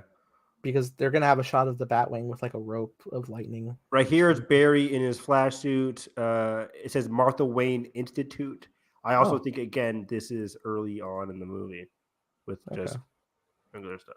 Now this scene is crazy. Ooh. This is straight out of like the TV show stuff. Like this is him scaling up the building. Great stuff. They updated the suit a bit. It looks great. It looks great. It's updated but still classic in its own way. Who is this? This is new Barry, old Barry. What? Oh, is it? I don't know. That looks. I don't know if it was like Iris or something. Oh, yeah. Hey, man, that's cool. Great stuff. And again, it has a black and yellow villain material for you. I think it's just like, hey, one of us has a flash suit in this universe, the other one does not. We had to make something that could be our Barry in the blue. Yeah, there we go. The Batwing's harnessing the lightning for him. It's like a, what do they call it? Conduit for the lightning. That's so cool. Is that Zod getting his face punched? Hey, Yeah. So cool. is that Zod? That's too fast. Hey, sorry, what? No, I was like, is that Zod? I don't know. Is it Feora? Great stuff. I can't wait to see her, man. She looks great as Supergirl. Oh yeah. Cool suit. Hey, But there we go. yeah, this is a in-depth look at the Flash, the other Flash's new suit here. Wait, back Kinda up. hard to Wait, back. see here. Back up to that Batman. Back up to that Batman Oh. shot. I want to see the Yeah. the blue and gray suit here. Next, oh hell yeah, the tornado moves were always so cool. Yeah, so that's Batfleck. Okay. That's blue and gray suit, which is cool. He's grapple hooking. I don't know how Yep. far the shot goes. If there's aliens in the shot or not. No, it just goes to the next shot. It just goes to something else. Who's there? Noah? Yeah. Damn. All right. Now we're back here. So the tornado effects are really cool. Do you think this is the two berries fighting? Could be, Based but off your theory? they seem to be on the same side in this shot. But they will fight eventually. Hopefully, they don't show it in the trailer. I would really hate that. Oh, wait, no, wait. Yeah. Oh, he kicked him. All right. Never mind. Nope. Never mind. All right. You know what, Evan? You might be onto something. He kicks him in the fucking face. Oh, that's bad. All right. Yeah. Well, all right. You got me there. I think that was already like something that was speculated for a while, but you know. Was it? Yeah. Oh yeah. This is Barry. What do we do? Let her cook. Let her cook. Batman says, "Let her cook." What do we do? Let her cook. What? Oh, that's so. That's cool. so good. That's some great. The framing of whoever is shooting this movie. Awesome. Same person that shot Guardians of the Galaxy. Oh yeah, that's right. Damn, they have distinct styles then. Yeah. Cool. Drinking those solar rays. Yeah. It's back at Wayne Manor for sure. Back at Wayne Manor, definitely. We're all Barry. We're the Council of Berries. I'm Squidward. Wow. The Flash. Okay. What a great trailer. Great trailer. Great suit. Really want her to be The main Supergirl line. and Woman of Tomorrow. Me too. You could even if you wanted to restart, you could have the same actors. It's so weird, right? Because like it seems like she's gonna explain where she comes from in this movie when they're just sitting down. They're gonna be like, "Where'd you come from?" And then she'll tell us what her backstory is. But then that backstory is gonna be completely different from what James is telling us is what's happening in Woman of Tomorrow. So, but again, like you said, they could just keep the actors and say like, "Hey, it's a new universe, whatever," right? Yeah. I wouldn't care. Audiences wouldn't care. Just keep the actress, please. This is a one-time appearance. She hasn't like cemented like a history. Yeah. So I wouldn't be upset about it. But man, okay. 242. Did you want to watch Guardians still? What? Yeah, we do it. Let's do it. I got time. You got time. Do we want to do John Wick? We can wait for John Wick. I'm honestly apprehensive even watching it because I feel like I mean, we also heard how long the movie is. Whoops. Let me share this new one. It's fine. 2 hours and something minutes for John Wick. 2 hours. What I think it said 40 minutes. 2 hours 49. I think maybe 2:39. 2:39. I think. Yeah. An interstellar level runtime for John Wick. Thank you. It's crazy. Here we go. Marvel Guardians of the Galaxy Volume 3. I love this trailer. Here we go. I'm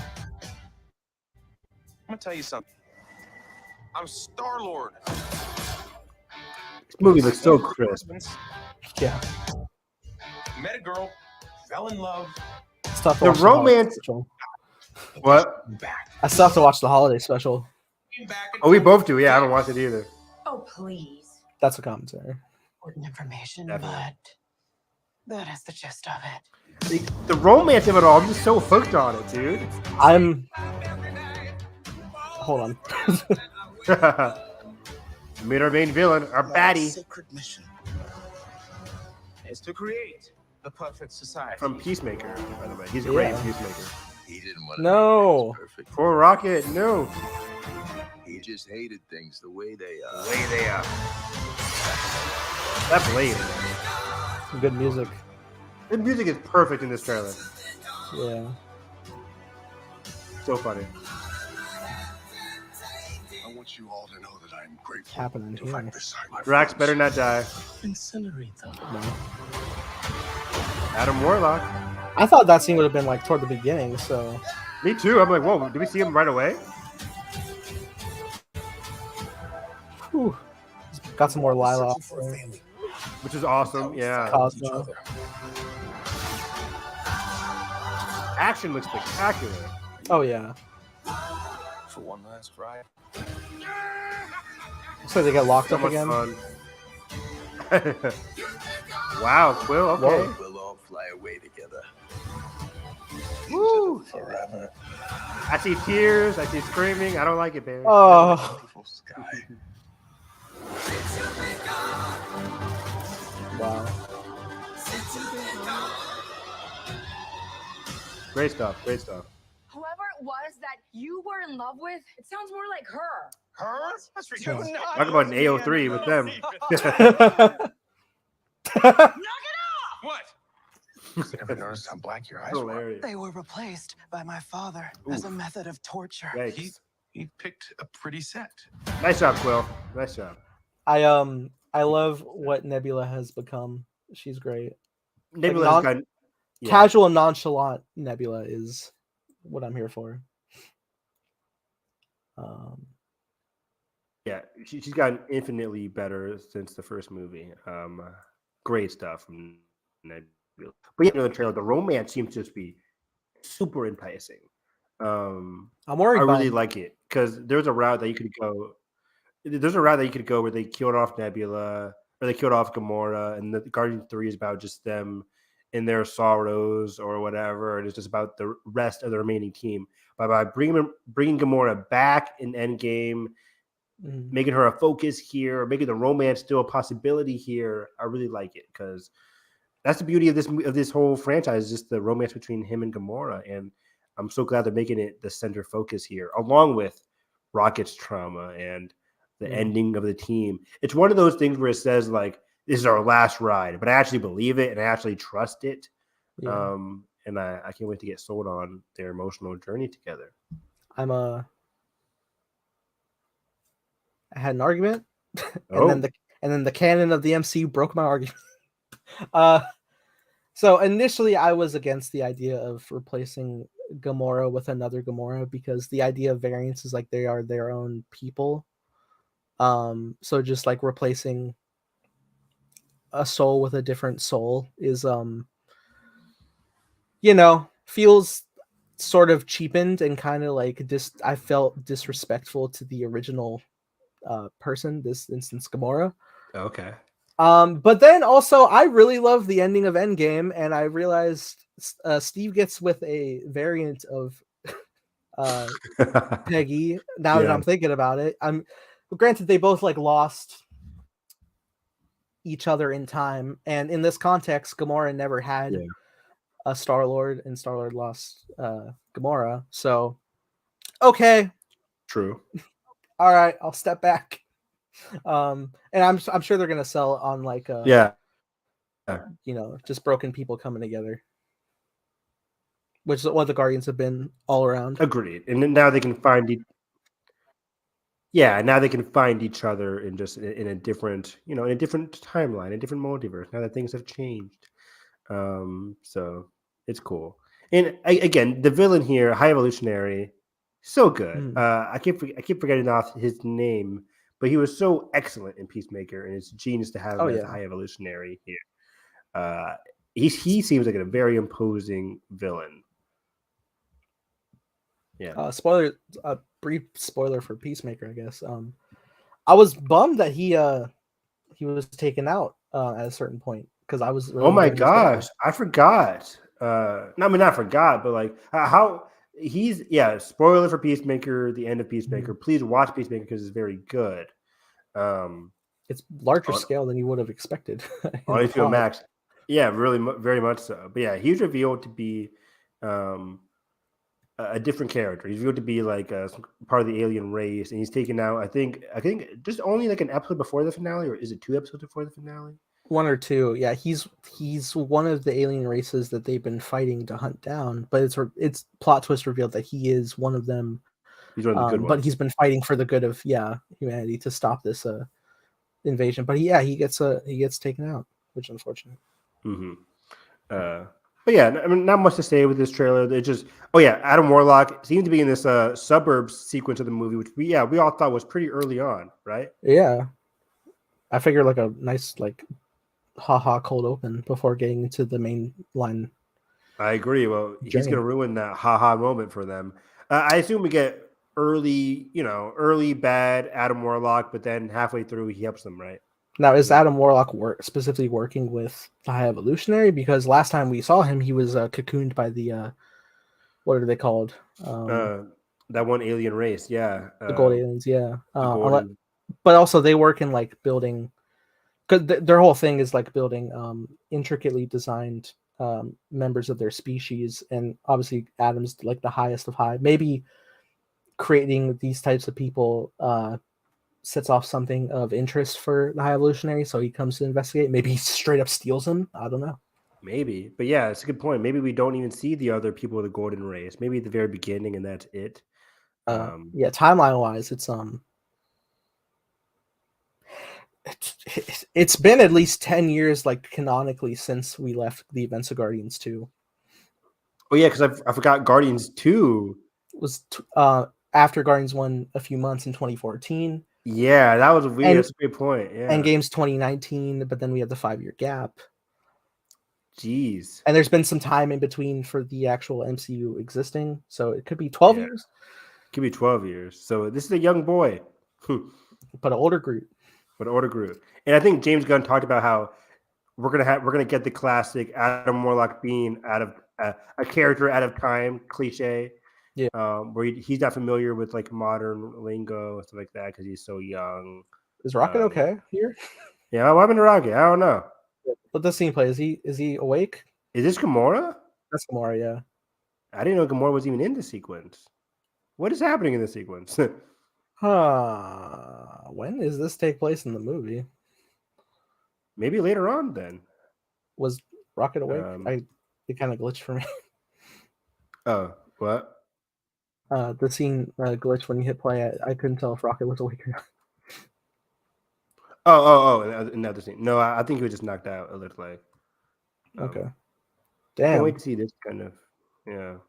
Who did you just smash? I need to meet somebody. Yeah, a bad guy. I need to meet this Groot in the holiday special. Who is this again, by the way? You said it during the trailer. That's Lila Otter. Lila Otter. Okay. That is a love of Rocket.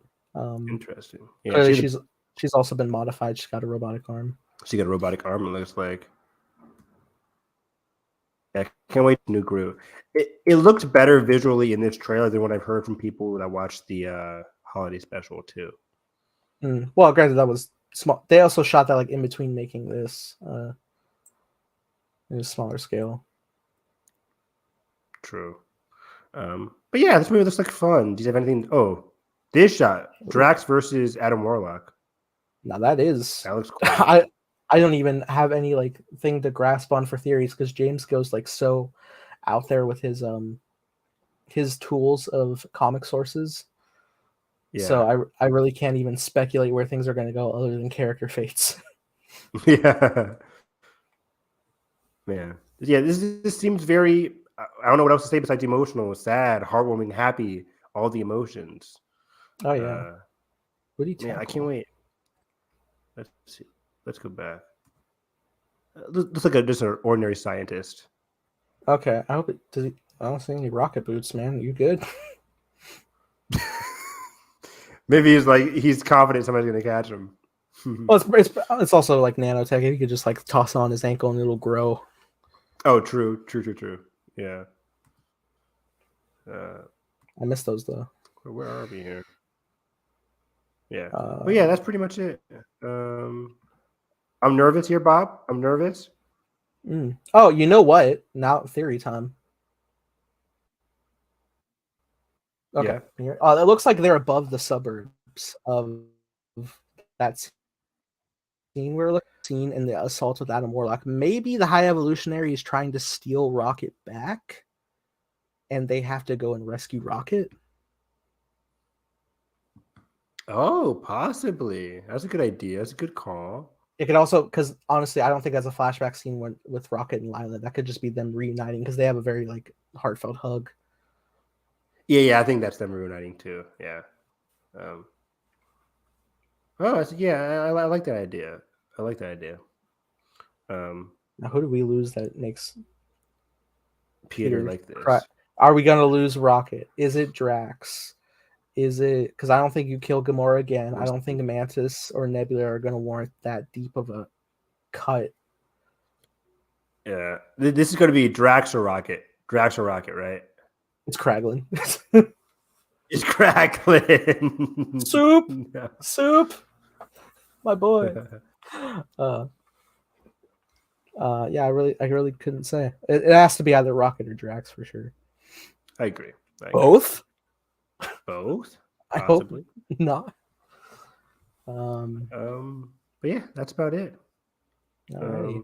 It's sad to also think that like we're gonna lose some of them before not to be like, oh, the great